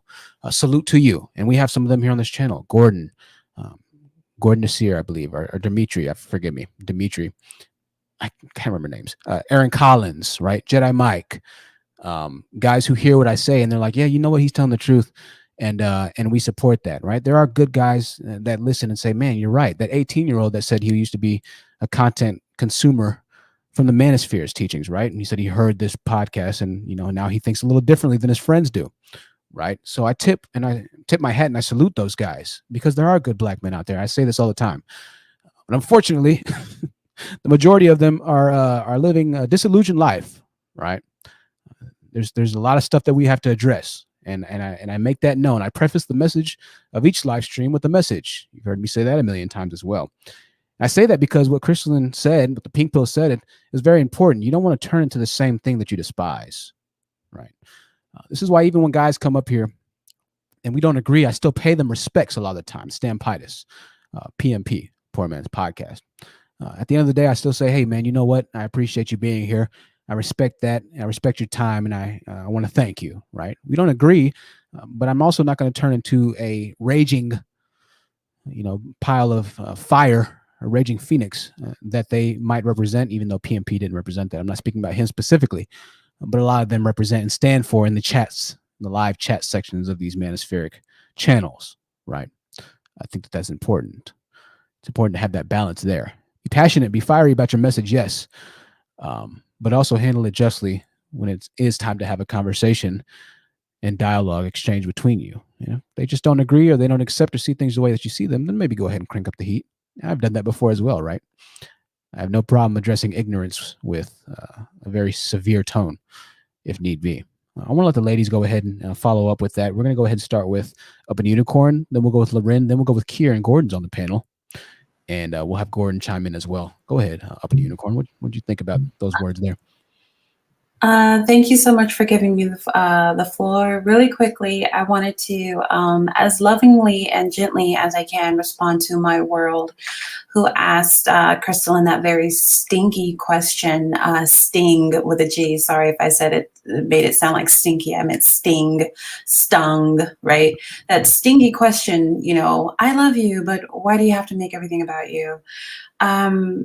We made it about her, my world. As a matter of fact, as soon as she came into the chat, the majority of the chat, myself included, we pivoted from the topic just to greet her because she's got 13 years of skin in the game.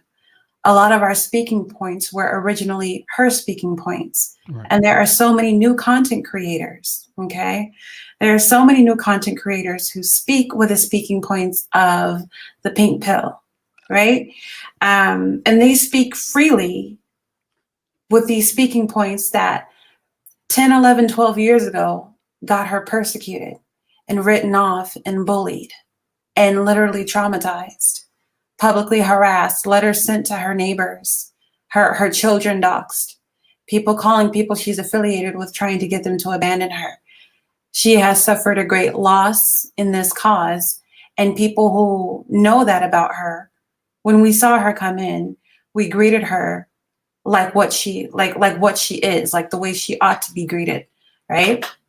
It's like when you go to South Africa, there's something called a presidential greeting, right? There's something that the country does only for presidents and Alicia Keys because they love the woman. But the point is, we made it about Crystal and she didn't, right? So absolutely. I think that was, I heard her say that made sense as a question, but I'm going to go on ahead and say that it was without context. Because if you just scroll up in the chat, you see we all freaked out. Loren literally typed out the lyrics to the Pink Pill song. And I don't mean she did the all of the lyrics, right? So we did that, she did not do that. And it's this kind of thing that causes confusion and hurt, right? And also for Crystal, and I wanted to say, you know, and it's something that she said as well, but like we have to keep in mind, you know, when Harriet Tubman said, I could have liberated more slaves if they knew that they were slaves, right? You can't take everybody with you, right? And this is why I have said so many times on my channel, I'm ready for that divide. I'm ready for Black women to part like the Red Sea. I'm ready for us to separate, you know, the wheat from the chaff, because we're not all the same. We're not all women who possess the same values. And a lot of Black women are incredibly traumatic for Black women, for other Black women, to the point where these Black women need to be divested from as well.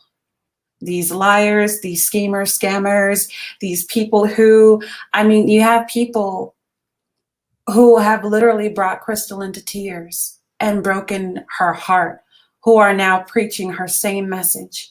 Crystalline hasn't changed in 12, nearly 13 years, but so many of these content creators have. And then to be called a mammy. I mean, this is a woman, hey, she's literally the girl who swirls. When they say, hey, you know, you're so good, you wrote the book on it, as sarcasm. No, she literally wrote the book on it. The girl who swirls, beyond Black and white elite. Like, she's done that. She's been on the news. Good Morning America, ABC, my God. There's a lot going on with this woman. Reality TV, she was behind creating she's not just with a millionaire. The rest of her companions, so many of her companions and people in her circle, they're millionaires too. She really put her life into this for us and has paid a monumental price, right? And still, with the comment, she'll handle it with grace, right? She still handled it so gracefully and respectfully. A comment that was very stingy, like you said. Still, no animosity in her tone, and she handled it fairly and judiciously. That shows you that comment was unwarranted, even based off of her response. So that was a very sly comment, And when you mix that with love, it makes the arrow go deeper to the heart. Because if the comment would have just been hateful, it would have been like, oh, okay, that's a hater. And it's like, oh, we love you, but why? It hits different. And I just, if you really, the whole "we love you" thing comes from people who have been watching her for years. You know that this is an introvert. You know that this is a very sensitive, very feminine woman, right? The Honest Truth slipped up and called her dear or dearie or sweetie or something. And it's because when you know Crystalline, that is just going to come out, right? It just, the type of person she is kind of evokes that. It kind of causes a situation for you to, they like endearing term. Yeah. It's endearing, right? Because she's an endearing person. And I think what Crystalline doesn't give herself enough credit for, or not credit for, but it's something that I had to have a realization for, maybe Loren and Pierre has too, is that sometimes we don't see ourselves as people's object of envy and jealousy. But in reality, she is. We are. And so much of what goes on with Crystalline, because she has been trying to, play nice with the mean girls of YouTube and with the mean people of YouTube, because they've got, truckloads of Black women who follow them. And she's like, okay, well, how do I navigate this? But in turn, she's been burned. And it sucks to care so much about a group of people who aren't giving you the same in return. And also the calling her a mammy, right? It's so funny because I think this is actually the same thing that made Lizzo cry. I think someone called her a mammy because this mammy word is evolving. It's not just, oh, you love the master's family more than ours, and you beat your kids, but you baby the master's kids. You won't cook for our family, but you cook, the white kids' favorite food, and all this other stuff, right? It has become, this unjust, unwarranted, pick me, toxic femininity, coddling of, Black male, Black men's version of toxic masculinity. And Crystalline suffered for years, literally for over a decade, being called like in the opposite direction. But what Crystalline is trying to teach people, here's the deal. Black women are grieving Black men. They are grieving the loss of Black men, and so many of us are at different levels. So you have the women who have been with Crystalline for such a long time, and literally, the stages of grief, right? You have denial, you've got anger, you've got bargaining, you've got depression, and then you've got acceptance. Crystalline had all these women at acceptance, and then this drove of new people who are between, anger and bargaining have shown up. And there are people who obsess on channels about Black male mentalities and what they think and what's wrong with them because they're in pain and they're stuck there. They can't seem to get to the next stage of grieving. And because of that, there's all this hate rhetoric. We hate you, Black men. We hate you, hate you, hate you. And y'all have become the freaking manosphere. Y'all have become the manosphere, two sides of the same counterfeit coin. You flip that thing heads or tails, it's the same freaking 25-cent quarter, okay? It's worth the same thing on the same damn, on both sides. It's still 25 cents. That's what's going on here. And God forbid you have a nuanced enough heart and a decent enough heart to say to people what you would want them to say to you. Aren't there BT 2000s out here? Aren't there hair-hatted hooligans? Aren't there pick-me Shaniquas and ghetto-ass Shananes and welfare moms and Section 8 this and that and sister girl with the 6-inch nails and all she does is clap out her syllables? Doesn't she exist? But you don't want to be called her. You don't want to be called her. You don't want to be treated like that. You're refined. You have an education. You live decent. Like you're a tax-paying, law-abiding citizen. You don't want to be called Shanane, right? Even though Shanae Martin was low-key an entrepreneur, we won't talk about that. But you want people to be more nuanced. You don't want people to look at you as a Black woman and see Boom Chica, but you want to look at every Negro and see Tyrone. And you think it's fair. You're being a hypocrite. And you hate Crystalline because she's not a hypocrite. And she says to you, like I will say to you, like Loren will say to you, like Kier will say to you, we have to honor the goodness in people that we like. The honest truth is a good black man. Gordon is a good black man. Alexander is a good black man. Jedi Mike is a good black man. What do you want us to do? Divesting should not be about you hating black men. It should be about you loving you. And if you don't get it, reset your mind, reset your heart, reset the room. That was never what this is supposed to be about. It was supposed to be about you getting yourself to a place of peace, because you know, as a monoracial black woman, you don't necessarily have pretty privilege or any privilege in your community. So you do what you have to do, and you divest from the people who do not value you the way that you are supposed to be valued. Crystalline hasn't stepped off that mark. She's never moved. In 13 years, she's the same person. And a lot of the people who are calling her a mammy, they're either new to this space or they're new to the talking points. They were pro-black love. Now they're calling themselves divested, spread your options, whatever else. The same things they cussed Crystalline out for yesterday. Get a grip, black woman. Get a grip. There is a quote that meant so much to me because I changed. According to it, it said, "Beware in your fighting of monsters that you do not become one." Because sometimes it takes monster level energy to match the monster that you're fighting. And then you look up and you're not who you used to be. Black women, I'm saying that to you. Y'all are acting like the Manosphere. We come up with some of the most funny, unique, whatever names to call these men, and they do the same thing. Y'all practice hatred every day on your channels, and you don't talk about yourself and how you can better yourself. And we always look at them and say the same thing. They're always talking about us, always obsessing about us. Why don't you obsess about a job, nigga? Why don't you blah, blah, excuse my language. Why don't you obsess about an education, Negro? Why don't you obsess about washing your Negro? What is the problem? Obsessed about a bill, Negro. You're doing the same thing. And you're mad at her for not doing the same thing because you are underdeveloped, because you have arrested development, because you're sloughing in your growth. You're not leveling up. You're stagnant. You're staying nowhere. And that's the same as going backwards. You can't treat people like this. That's all I got.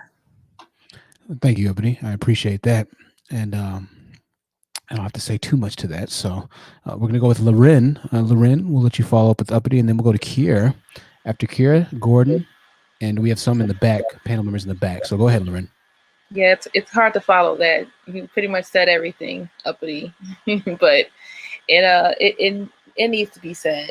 And you know, I always say I'm going to start a YouTube channel, but it's not going to be manager related at all, because I just don't need that energy, and I don't really want to be pouring into that every single day. I'm honestly quite bored of the space, because you hear the same talking points over and over and over again. And I think that's why I really like Jonathan's channel, because you talk about things that are problematic, and you also talk about solutions and things that the things that black men do not want to talk about, like this whole issue with value and explaining value and what real value is. Because I don't think most men in this space ever even heard it broken down like that. I don't think a lot of men in this space even understand that the bills represented something more valuable. The bills was just a representation of the gold that was in the bank. Right. You know, and that has changed a lot today, because there's definitely way more dollar bills circulating than there's gold in the bank. But that was the original intention and the original premise for it. So a lot of this stuff is fake value. A lot of this stuff is a made up, make believe value. And you know it's fake, and you know it's made up and make believe because of how much pretense has to go into it. The suit and the kitten heels and the constantly having to say every day, I'm a high value man. I'm a high value man. So I'm gonna slide in your DMs and force you to have sex with me because I'm a high value man. High value men do not do stuff like that. All right. That's not what high value men don't even move like that. That's pathetic and embarrassing. So a lot of these people just don't get a lot of these terms, and the way that truth breaks it down and brings new concepts and has people think about, you know, this type of stuff in practical ways that can actually be used in everyday life and such, like the value, not just the value of $1, but the value of bringing value to the people around you. You know, a car and sneakers only bring value to me. I can get somebody a ride, but if I can hire somebody, who can you hire? Who can you put on the payroll? Can black men always say that their value can do things like that? Or do black men mostly flex with material objects that are you know, they don't even keep the same value. Once you buy it, it depreciates. Black men buy things that depreciate in value all the time. So this is just like concepts that like a lot of these really young guys that come on here that find the space, they do not understand. I can't believe that dude was 15. I feel dumb even talking to him. From now on, I definitely think when men come on, we should like definitely ask because, bruh. Absolutely. Yeah, that was pretty wild. No, don't you shouldn't be getting ready for school on Monday. Come on. Right. Go to school, finish school, graduate college. Okay, I mean graduate high school. For God's sake, why are you even here? Why do these young men let these old freaking gray hair, gray face, wrinkly behind 6-decade-old dudes tell them what to expect out of life? Can you not see that they're mad and they're jealous of you because their youth is gone and wasted? And listen, I mean, the bigger thing is this, Loren. It's not necessarily the age that we have a problem with, but it's the mentality of the age. I mean, the older generations are supposed to be giving wisdom and advice, but it's morphed into this jealousy, lost realm of elders who are supposed to be the ones that are entrenching wisdom within the hearts and the minds, the souls of the youth, but instead they're just putting poison into them, disguised as wisdom. It's poison. It's so demonically destructive. It's wild. It's wild. And he's masquerading as a savior, and these dudes are all frauds. So like all of this like pearl clutching and everyone, I even saw like O'Shea doing a video on Fresh and Fit and stuff like that. Everyone acting like all up in arms. They all turned against him now, right? All of them. Like I cannot believe that a man in the Manosphere would ever speak that way to a woman. I am. Are you kidding me? Crazy. Come on now, like these hopping on dudes, the train. Their whole platform is about no character. So you're surprised when they don't have character. What did you expect? Yeah, don't back down from them now. You better keep supporting Fresh and Fit. Exactly. Y'all all made the same bed full of pee and poop stains, and now y'all acting surprised that this is what comes out of it. This is what y'all signed up for. That is the Manosphere. That is the Manosphere space. Dismiss me with the fake outrage. Yeah. So like that's a come. I think that your channel is like really important because you definitely have a very unique way of looking at things, especially as a young Black man that has a background and hard times and growth and things that you came from. So you have a unique way to look at the world and you have a perspective that a lot of these like young guys need. So, you know, I mean, the beefs never end. I think I'm just accepting now that there's always going to be infighting and there's always going to be people that don't get along. But, you know, I only do this every once in a while. I cannot stay in this space too long. I literally get so mentally drained that, you know, I'm only here every once in a while now. Well, Loren, we appreciate you being here, my dear, and I appreciate your input as always. It's good to have you here, Loren. Before we get to you, Gordon, we're going to let, and Kier, before we get to you as well, we're going to let My World go. My World, you're welcome. I know you waited for a while. And I just want to make sure that we didn't take your comment out of, you know. I don't know how it went left like that. I never called CK and Mammy. I love her content. When her channel was up, I watched it. I was there for that last live. That was epic. I've listened for over 7+ hours. I've defended her on my channel plenty of times. My issue is we're in this space, and I know everyone said welcome. I know you gave her the stage, but somehow I feel like no matter where she goes, and I don't follow her to all the channels she goes to. I don't listen to the Manosphere. I don't listen to, and I won't say the other names of the Black channels, but basically hers was one of the only divestment channels I listened to. But I see this trend of no matter where she goes to make a comment, you know, somehow my world. This is the issue that I think a lot of us are having is you're still kind of defending what we've kind of agreed upon is a little backstabby of a comment. Do you kind of understand why we feel that way. Yeah, but I guess my issue is, as a Black person, we rarely take a critical lens at anything we revere. Okay, Right. so But Obama my was our world, first. Yeah. my world. Listen, I appreciate you saying. I wanted to give you kind of the opportunity to speak for yourself, because I didn't want to just block you and then not let you say if maybe we kind of got you wrong or mislabeled. My thing is that this, and I think the other ladies can kind of agree. Everybody can kind of agree. It's a backhanded compliment. Okay, when you say, "Hey, I love you, I support you," but publicly you try and humiliate or deconstruct something that you don't agree with for them.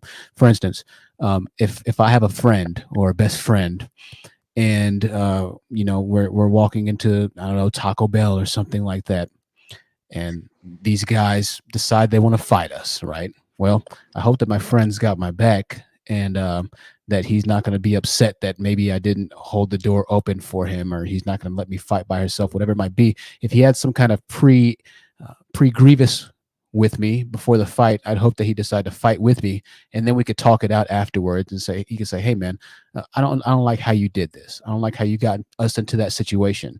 I don't like how you put me into that situation where we had to fight." But in that moment, I would expect him to fight with me because he's my homie, right? I could see that if we were like on an enemy channel, but you're right. you preach divestment too. Right, but here's the thing: you're kind of agreeing with what I'm saying. If you're on her side, then don't put yourself on the other side of her, right? Don't put yourself on the, "Hey, I agree with you, but on this topic, I'm on the other side." No, just go ahead and ride on their side. If you're with her, then be with her. And if you have a question for her, then posting it publicly for her to see, as she's taking the time out to come to our platform, somebody that you claim to respect and revere so much, that's not approaching in a respectful way. Now, listen, I'm not saying you have to agree with everything that she says. I'm just saying that there's a certain way to handle that situation, right? But the way that you kind of masqueraded it, if I'm being completely honest, it was a bit sly and a bit cunning. If you really wanted to talk to her, then just give her an email, right? I'm sure that you could find her email somewhere. Go to her website, whatever it might be. But it seems divisive or divisive to come on to here and then chastise her for wanting to talk about what we have no problem her talking on. If we don't have a problem with it, then why would you? If I don't have a problem with it, and this is my platform, like you said, then why would you take it upon yourself to have a problem with her? I don't have a problem with CK. I just discovered your channel less than a week ago, and I couldn't believe I found a Black man who holds other Black men accountable for what's going on in our society. I appreciate that. But I do feel like, and we can agree to disagree here, I do feel like as Black people, when we like someone or we love or respect someone, we act like we can't ever look at anything they do critically. She took her channel down in a blaze of glory. I didn't want to add to I'm sure everything she's going through mentally with that happening, saying, "Hey, do you think maybe you kind of have some narcissistic tendencies? You go on other people's channel and make it about you?" So I'm just found your channel, and as I'm listening to it, okay, I gave $25 super chat. Okay, I'm gonna come onto the stage. Now I'm gonna talk about this drama that happened. I'm like, dang, I thought I just got away from this, and yet here we are again with it. So I'll agree to disagree with you. I do see what you're saying, but I do not, even though I'm divested, I do not feel like it's okay for Black people to just, whatever anyone says, whether they're the trailblazer in that moment or not, to say, "Well, you can't ever be." We're gonna go ahead, and I appreciate you coming up. I really just want to kind of give you the opportunity to clarify what you said, and it's pretty clear where you stand. So I appreciate you coming up, and listen, I appreciate you supporting the channel. But I'd like for you to know that if you support my message, then I support Crystalline. So I support the pink pill. Yeah, and I do too. Even though one I guess second, you can't do that if you disagree. Well, we can to some extent, but it's kind of hard for me to explain this concept in a different way for you to. Pink pill is going to say something to you. Go ahead. I'd like to respond. My word.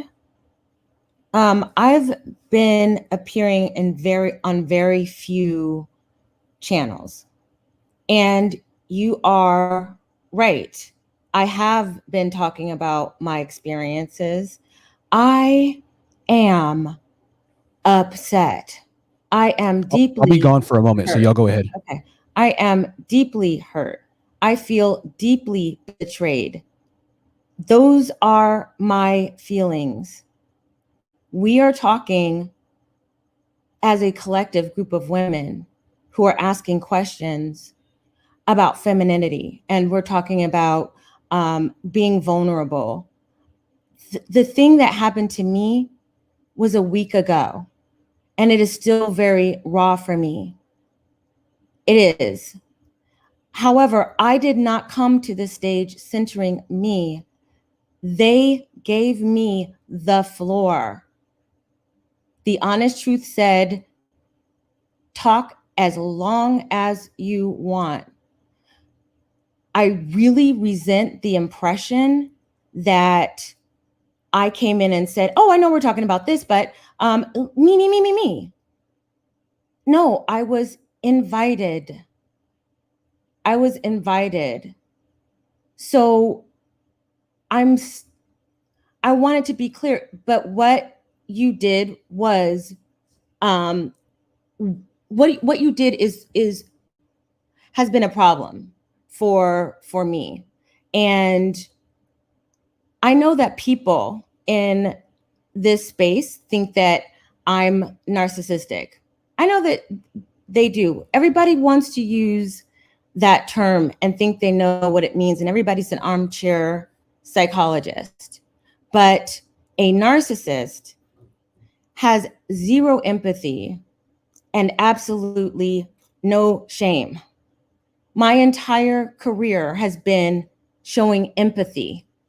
And what happened just a week ago, I feel tremendous shame. And I'm being awakened to things that I have gone wrong, things that I've done wrong, but there's still a level of concern that I have with Black women, and that it does trouble me that we are going into a realm where we are the opposite side of the same coin. I'm not talking about the actions of others, but if you are Black love only, no matter what, and love Black men no matter what, and whether you are a divester and you hate Black men no matter what, you are still centering the men. So while I left, I'm centering men? I'm not saying you personally. Oh, okay. Can I ask you a quick question though? This is something I was seriously wondering about when you were on that Epic Live like last week. If there's right now what's going on in divestment is there's a bunch of factions.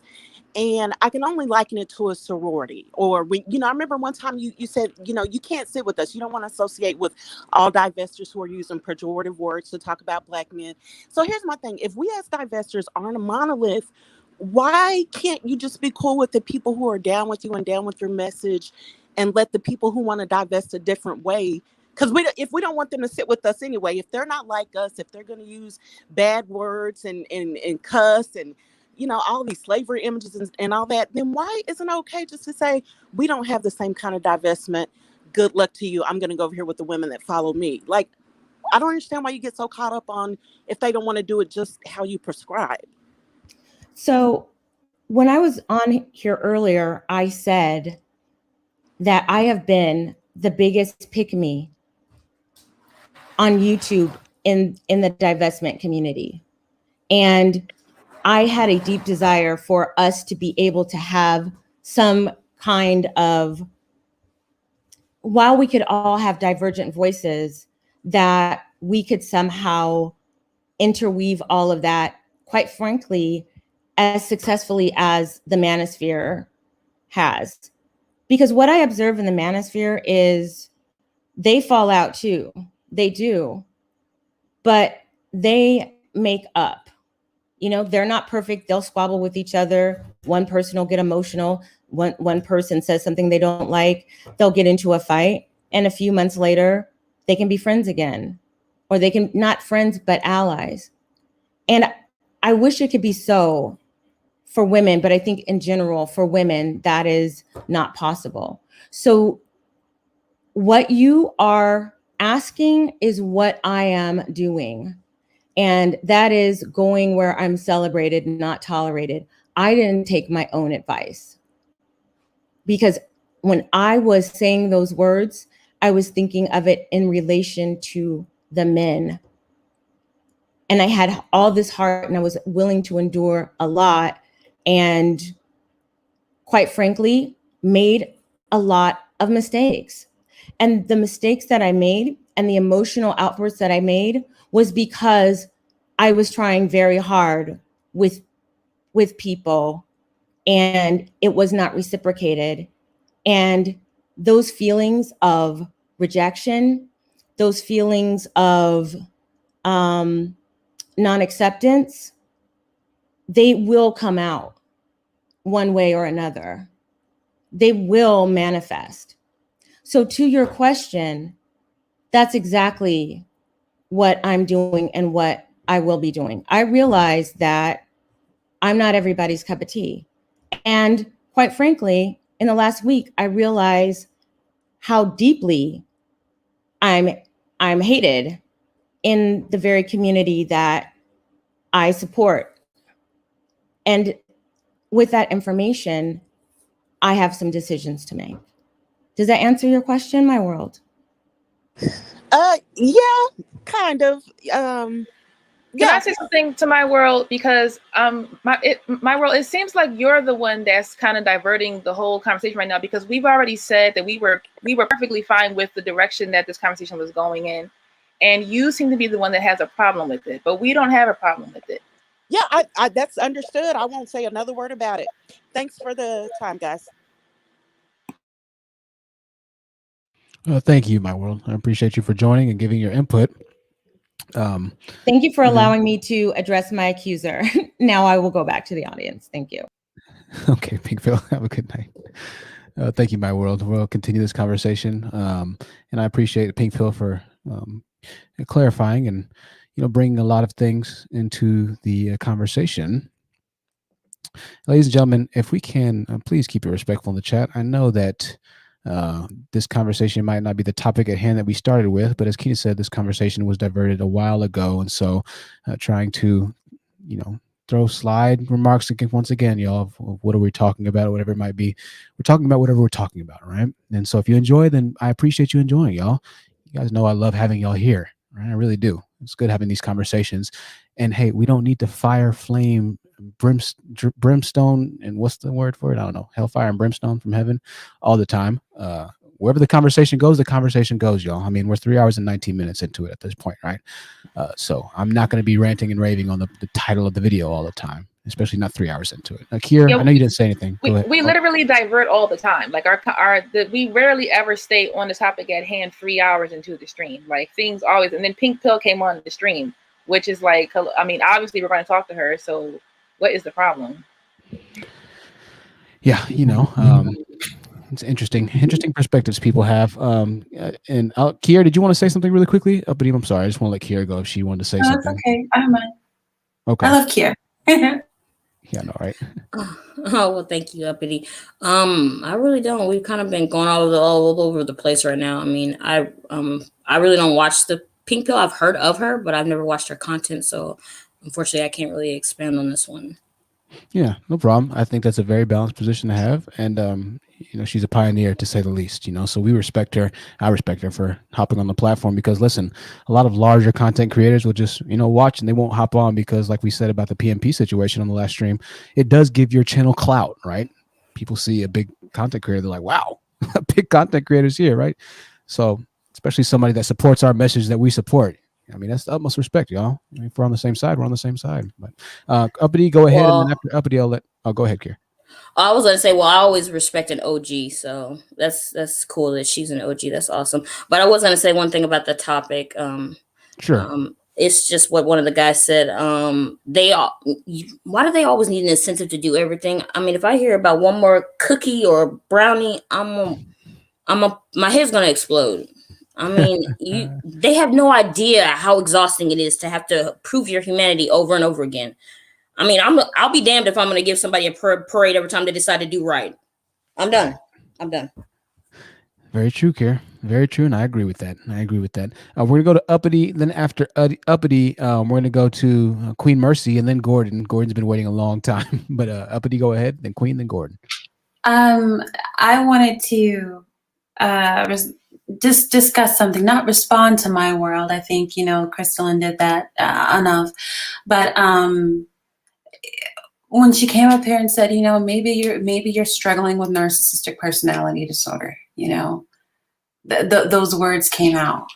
And if you followed Crystalline for long enough, Crystalline has actually been a victim of narcissistic abuse. And so have I, to the point of I have clinically been diagnosed with CPTSD. And part of that is from having been, you know, an empath, which is the opposite of a person with narcissistic personality disorder. And it's so funny, Crystalline was having a conversation with a guy by the name HD Tudor, who is all kinds of psychopathic, this and that, narcissistic personality disorder, all of that. And he said to her, you know, he would be able to manipulate her because of her level of empathy. Now, I'm on the extreme end of empath. If someone is sad in a room that I walk into, I don't have to see the person to experience sadness. I can start crying in the movie theater because somebody a few rows down is also crying, right? It's an exhausting thing for me. But then another person in the chat said, you know, empaths can definitely, narcissists can have empathy, when Crystalline, you know, was saying that they can't. And literally, according to the DSM-5, all right, if you're talking the diagnostic criteria for narcissistic personality disorder, it is a pattern of grandiosity followed by the need for admiration and lack of empathy. That's what it is. That's the disorder. And this is why some of us don't need to be talking about these things. The only reason I can sit here and speak intelligently to NPD is because I've suffered from it. I've had a baby knocked out of me by a man who had NPD, and I bled all over myself. And then had to have surgery to have the placenta removed because, again, it wasn't a miscarriage like a normal miscarriage that I've also had. It's because the kid was knocked out of me. Narcissists do things like this because, again, they lack empathy. Now, that just saying that probably snatched the breath out of some of the people who are listening because they have empathy. A person with NPD can't feel other people's feelings. They can pretend. But you guys think because people have narcissistic personality disorder confused with the Greek god Narcissus, right? Who laid by the river, saw his reflection and fell in love with that ish because he was so pretty, right? Got to kiss myself, I'm so pretty, Bruno Mars, you know? That's not NPD. That's not narcissistic personality disorder. So when Crystalline is pretty and pink and doing her hair and doing this well-watered this and that and this makeup this and that skincare that, that's not NPD. It's different. That's all. That's all. I'm sorry, Uppity. I appreciate you sharing your expertise, Uppity. Want to go ahead and go to Queen Mercy or Kier? Did you want to say something really quickly? Oh no, nothing. It's just I'm reading the chat. There's someone. Fair deal. You don't believe that story? Why don't you come up to the panel and talk about that? Yeah, I don't think there's any need to talk about that, to be honest with you. But we're gonna go ahead and appreciate you addressing that, Kier. Thank you for letting me know. I want to go ahead and go to Queen Mercy, and after Queen Mercy, we'll finally get to Gordon here. Okay, so Queen Mercy, go ahead. Hi guys. Can you hear me okay? Yeah, we hear you perfectly, Queen Mercy. Okay. I would just like to say to the pink pill, I'm very happy for you to be here. I was inspired by your channel a couple of years ago because I felt like I related to you. I became a single mom through a rape by an older man, and it changed my life. I didn't believe in abortion, so I decided to keep my child. He tried to take me and my son out via car accident where I barely survived. I died on the scene, came back, etc. I just wanted to say I appreciate your content for being open to talk about anxiety, mental health issues.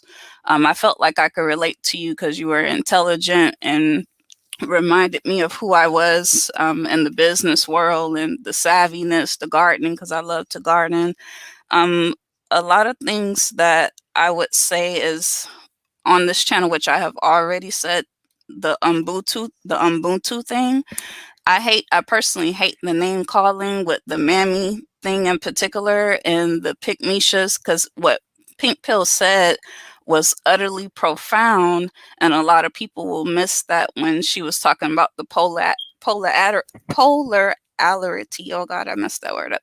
But you know what I was trying to say. But that word and how it's on the same coin, and if you're not careful, you're gonna become what you hate, and the viciousness. And it's always been very difficult to get along in a circle with Black women in general. Like even from childhood, it's just very difficult with our community. And I would just like to say it's heavy is the head that wears the crown. And now the honest truth came along, so now we have a female energy, and then we have the male energy, empaths here, good people here that's pouring into the community, trying to help people. And when you try to help people, you get bitten. You get ate up, you get discouraged and then you question, did you do the right thing? But it's all about vetting people and being very careful to guard and protect your energy, protect your heart, watch your circle, who's around you, and just continue on the good fight, and just know that people here, we appreciate you. We appreciate the honest truth. We give you your flowers now, and just want to say that we love you both. And that's all I have to say tonight. Thank you, Queen Mercy. I appreciate that, dear. I thank you guys for opening up and sharing these stories. Like some of these things, I know people don't know what people are going through. Some people do. Y'all have no idea what people are going through and what people are dealing with, and what they're opening themselves up to be vulnerable to. It's very hard for me to be vulnerable like that. I can't just open up like that. Yeah, you and me both. I didn't want to start anything, I promise. It's just that it's Uppity story, and if someone has a problem with it, then they should come and address her personally. Both Uppity and Unicorn story and Queen Mercy's life experiences, these are women. Not only that, they're Black women. Their stories, it's real and it's strong, and it's very disrespectful for you to discount that. You wouldn't want anyone to discount your stories, your life experiences, so don't do it to anyone else. That is so rude. I appreciate that, Kara, and I agree. Yeah, we're gonna go to Gordon really quickly, and then after Gordon, we're gonna let our panelists say the final words, and we're gonna wrap this up, ladies and gentlemen. A lot to think about tonight. A lot to think about. Gordon, thank you for your patience, man. Go ahead. Yeah, it's all good, I enjoyed listening to the ladies' testimony. It's very interesting. It's helped me learn something about what women has gone through and everything, because usually, like as guys, we hear what men are saying and everything. But the unfortunate part is that we don't really listen to what women say and how they feel and everything. So we learn from that. And Queen Mercy, my heart goes out to you. I can't believe that happened to you. You don't deserve that. None of the women deserve to be raped or humiliated of anything, because you have some Manosphere guys that make towers say, "Oh, you allow this to happen" or anything. No. Just because some women make bad choices, it doesn't justify for them to let this happen entirely. No, they don't. So my heart goes out to you, Queen Mercy, and to every woman that are victimized and everything. It's very tragic. And as a man, I have compassion for them. So that's what I want to say to the ladies there. Also, I want to give a shout out to the young guy who's a software engineer. That makes me very proud and happy to see him thrive and everything in there. And I'll also send a link to you, Truth, about there's more Black boys coding as well, not just in the state, but also in Canada, to show proof that, because this is what happens when you don't read, when you don't do your research, when you don't look hard enough. When they say, "Oh yeah, I do research," no, read more, search harder. Okay, because if you don't search harder, you're lazy, you're not interested. I just want to give my little testimony here. And me as a black man, that's no excuse for nobody. On my first interview, I'm in Oklahoma, that's predominantly white, right? And I have my first interview, and I passed my first interview and my second interview, and they say that they're going to pass me because such and such and such. But long story short, guess what? They call me back, and they say they love me. They love me. I fit in the culture, and they want to know if I want to go for third interview. And guess what? I took it. So what does that tell me? That tells you right there is that that you can succeed in life. That tells you that his life could be a white person interested in that person in the community. And that position I'm going for is a support system analyst there. And that's what I'm trying to go high, not go low and everything. So I encourage the black man to like, look, I understand there's racism and white supremacy that do exist, but that doesn't justify you by stopping you from getting educated and go through your success. Look at Malcolm X and Martin Luther King and Booker T. They went through a lot, but it doesn't stop there for what they believe in, and they thrive to it, because that's the message right there. There's a lot of problems going on, but it doesn't justify by going stopping our success to live through a good life and everything. Hard work pays off. And also, I want to say about the Manosphere, it's very sad that the young people are looking at them on YouTube, are deceiving them in a way to grow up to let them hate women because of what they hate.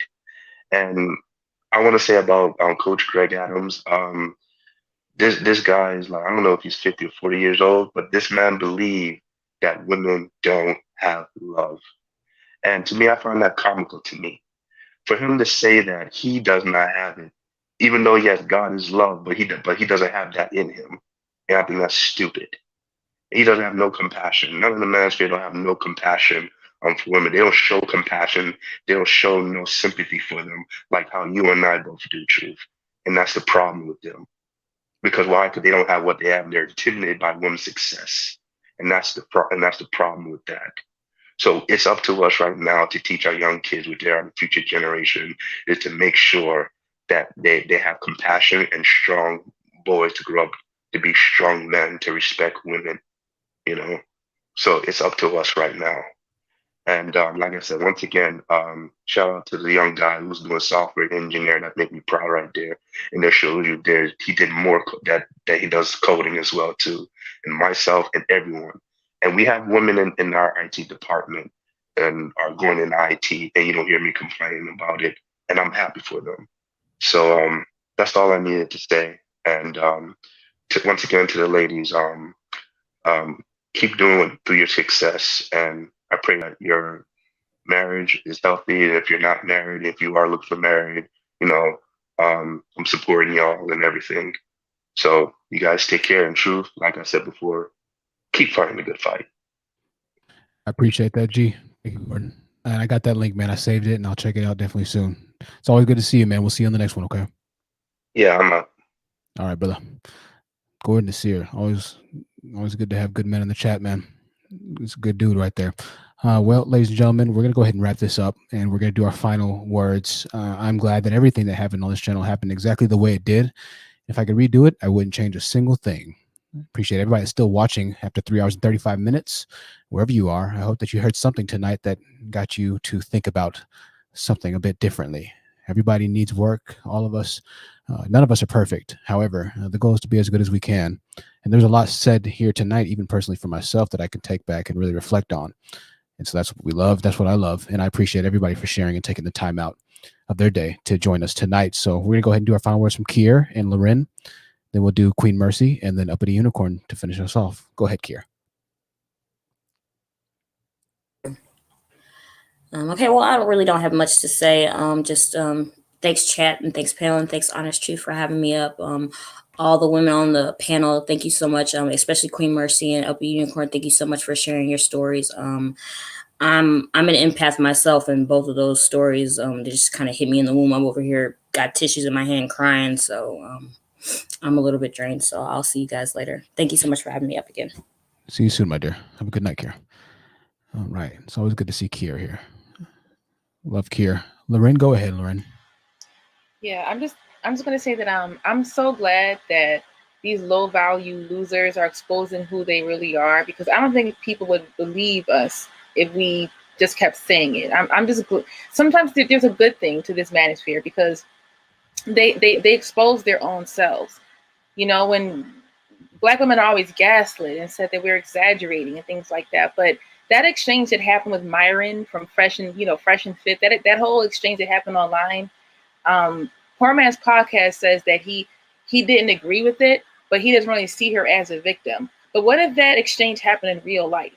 What if you met a man in real life that was that demanding, that entitled, that disrespectful, that assuming that you're supposed to sleep with him because he's a high value man?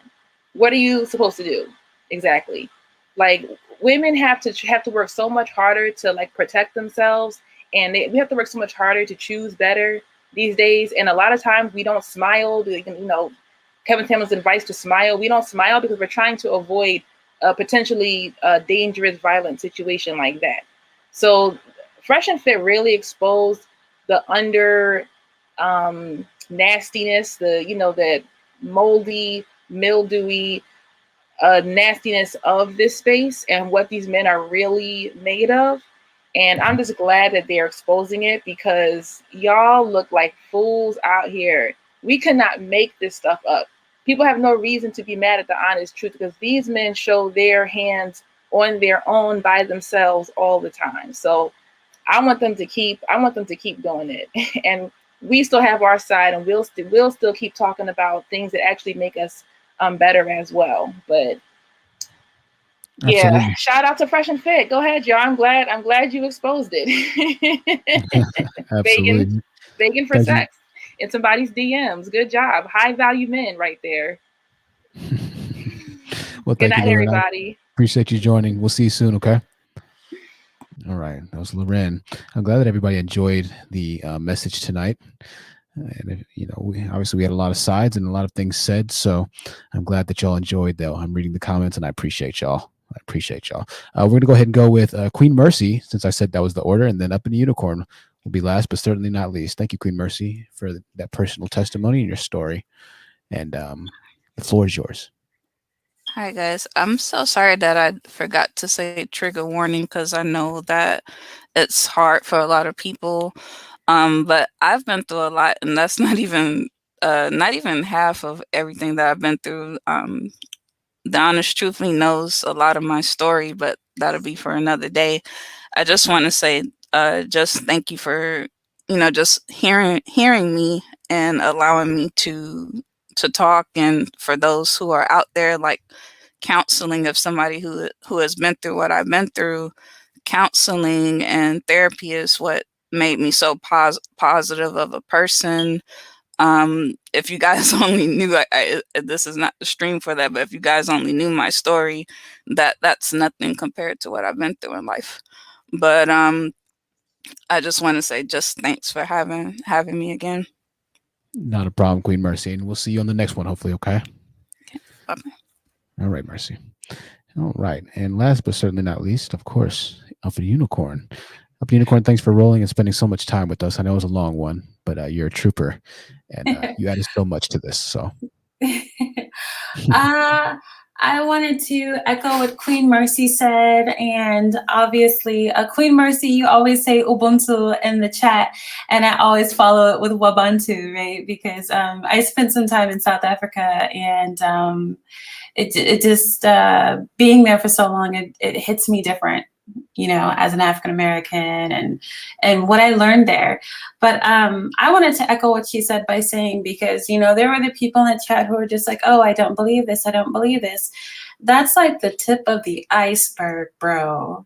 Like, that wasn't the first or second baby that I lost. It was probably the last. And most of the stuff was DV. But what me and Queen represent, right? Because we're educated Black women who are loving, who are beautiful, and we've been through therapy. I was in therapy for years. I'm actually still in therapy. So you have the different people in the chat who, were finally speaking up. There was Demanda, and there was Sherelle, and there was this beautiful thing happening where, people were like, yeah, I've been through something similar. And what's good about this is like, sometimes this is how you find your healing. Right? When you are next to people who have, dealt with it and who have done the dirty work and who have been through the PTSD, the CPTSD, the depression, whatever it is, the therapy, the meds, all these different things, right? Because it really is about improving yourself. So many people who are victims, oftentimes you're victimized for the same reason people victimize children and animals, because there's so much good and innocence in you. You are a person to be proud of. And I would just say, like, when this world tries to make you ugly, like when these divested women become this reflection of the manosphere, give into the good in you always. There's beauty in you, and sometimes you want to roughen up and toughen up because of what you're dealing with. It's okay to give into the good in you. It's okay to be the good guy. It's okay to cry. It's okay to crystalline kerosene sometimes, right? Give into the good in you. Believe in yourself as a good person. And I feel like this conversation accomplished more than some of the ladies were able to vocalize. I know Kiara was saying that she's an empath and, she had a heart, she was crying.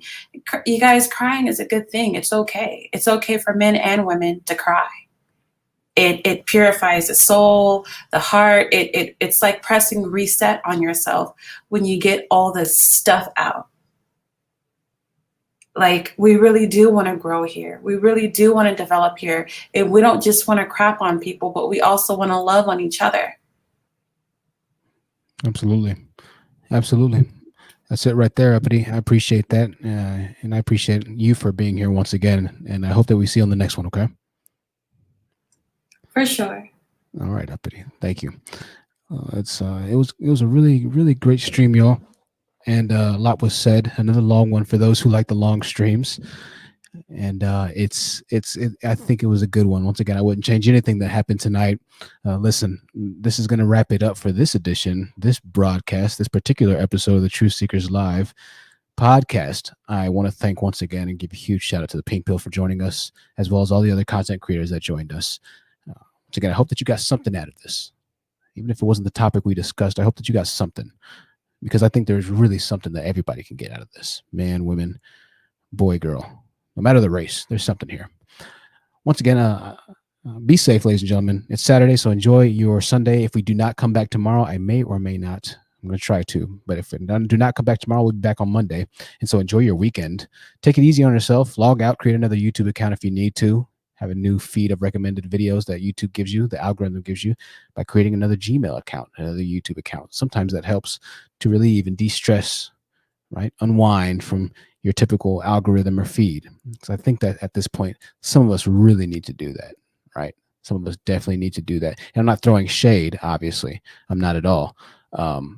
But I think this space has so much drama going on right now that it's healthy for you to kind of just take a step back, sometimes. So I have, like I said, I've said this before, I have like 6 YouTube accounts, right? So when I get and I did the same thing when I had my little drama issue going on, I was like, all right, I'm not gonna even read the YouTube dashboard, content creator dashboard right now. I'm just not gonna do it. So I watch my puppy videos, my snowboarding videos, and my car videos. And I actually do that most of the time. And then I log back into this account when it's time. And we dive back into it, right? So I find that's how it helps me keep a good balance. And I had to do that. I absolutely had to do that. Because if I didn't, I wouldn't have been able to power through, some of the wiles that have been thrown at me, right? So I encourage y'all to do the same, man. It really helps. It helps me, and I know it'll help you guys. Listen, I love you all. We have some dog lovers in the building. Awesome. I love you all. We're going to wrap this up. We have the outro video, a little volume warning. I think the lightning is kind of loud. Lyndon says logging off is essential. Yeah, it really is, man. Really is. IK says she can stay up for the weekend ones. Awesome. Nymph Kai says, thank you, THT. I appreciate your channel so much because I get so tired of the drama on these streets. I appreciate that, Nymph. Thank you so much. We got some dancing, getting ready for the outro music. I appreciate that. Oh, I'll see y'all's comments. Listen, I can't wish everybody a happy night right now, but I'm wishing you a happy night.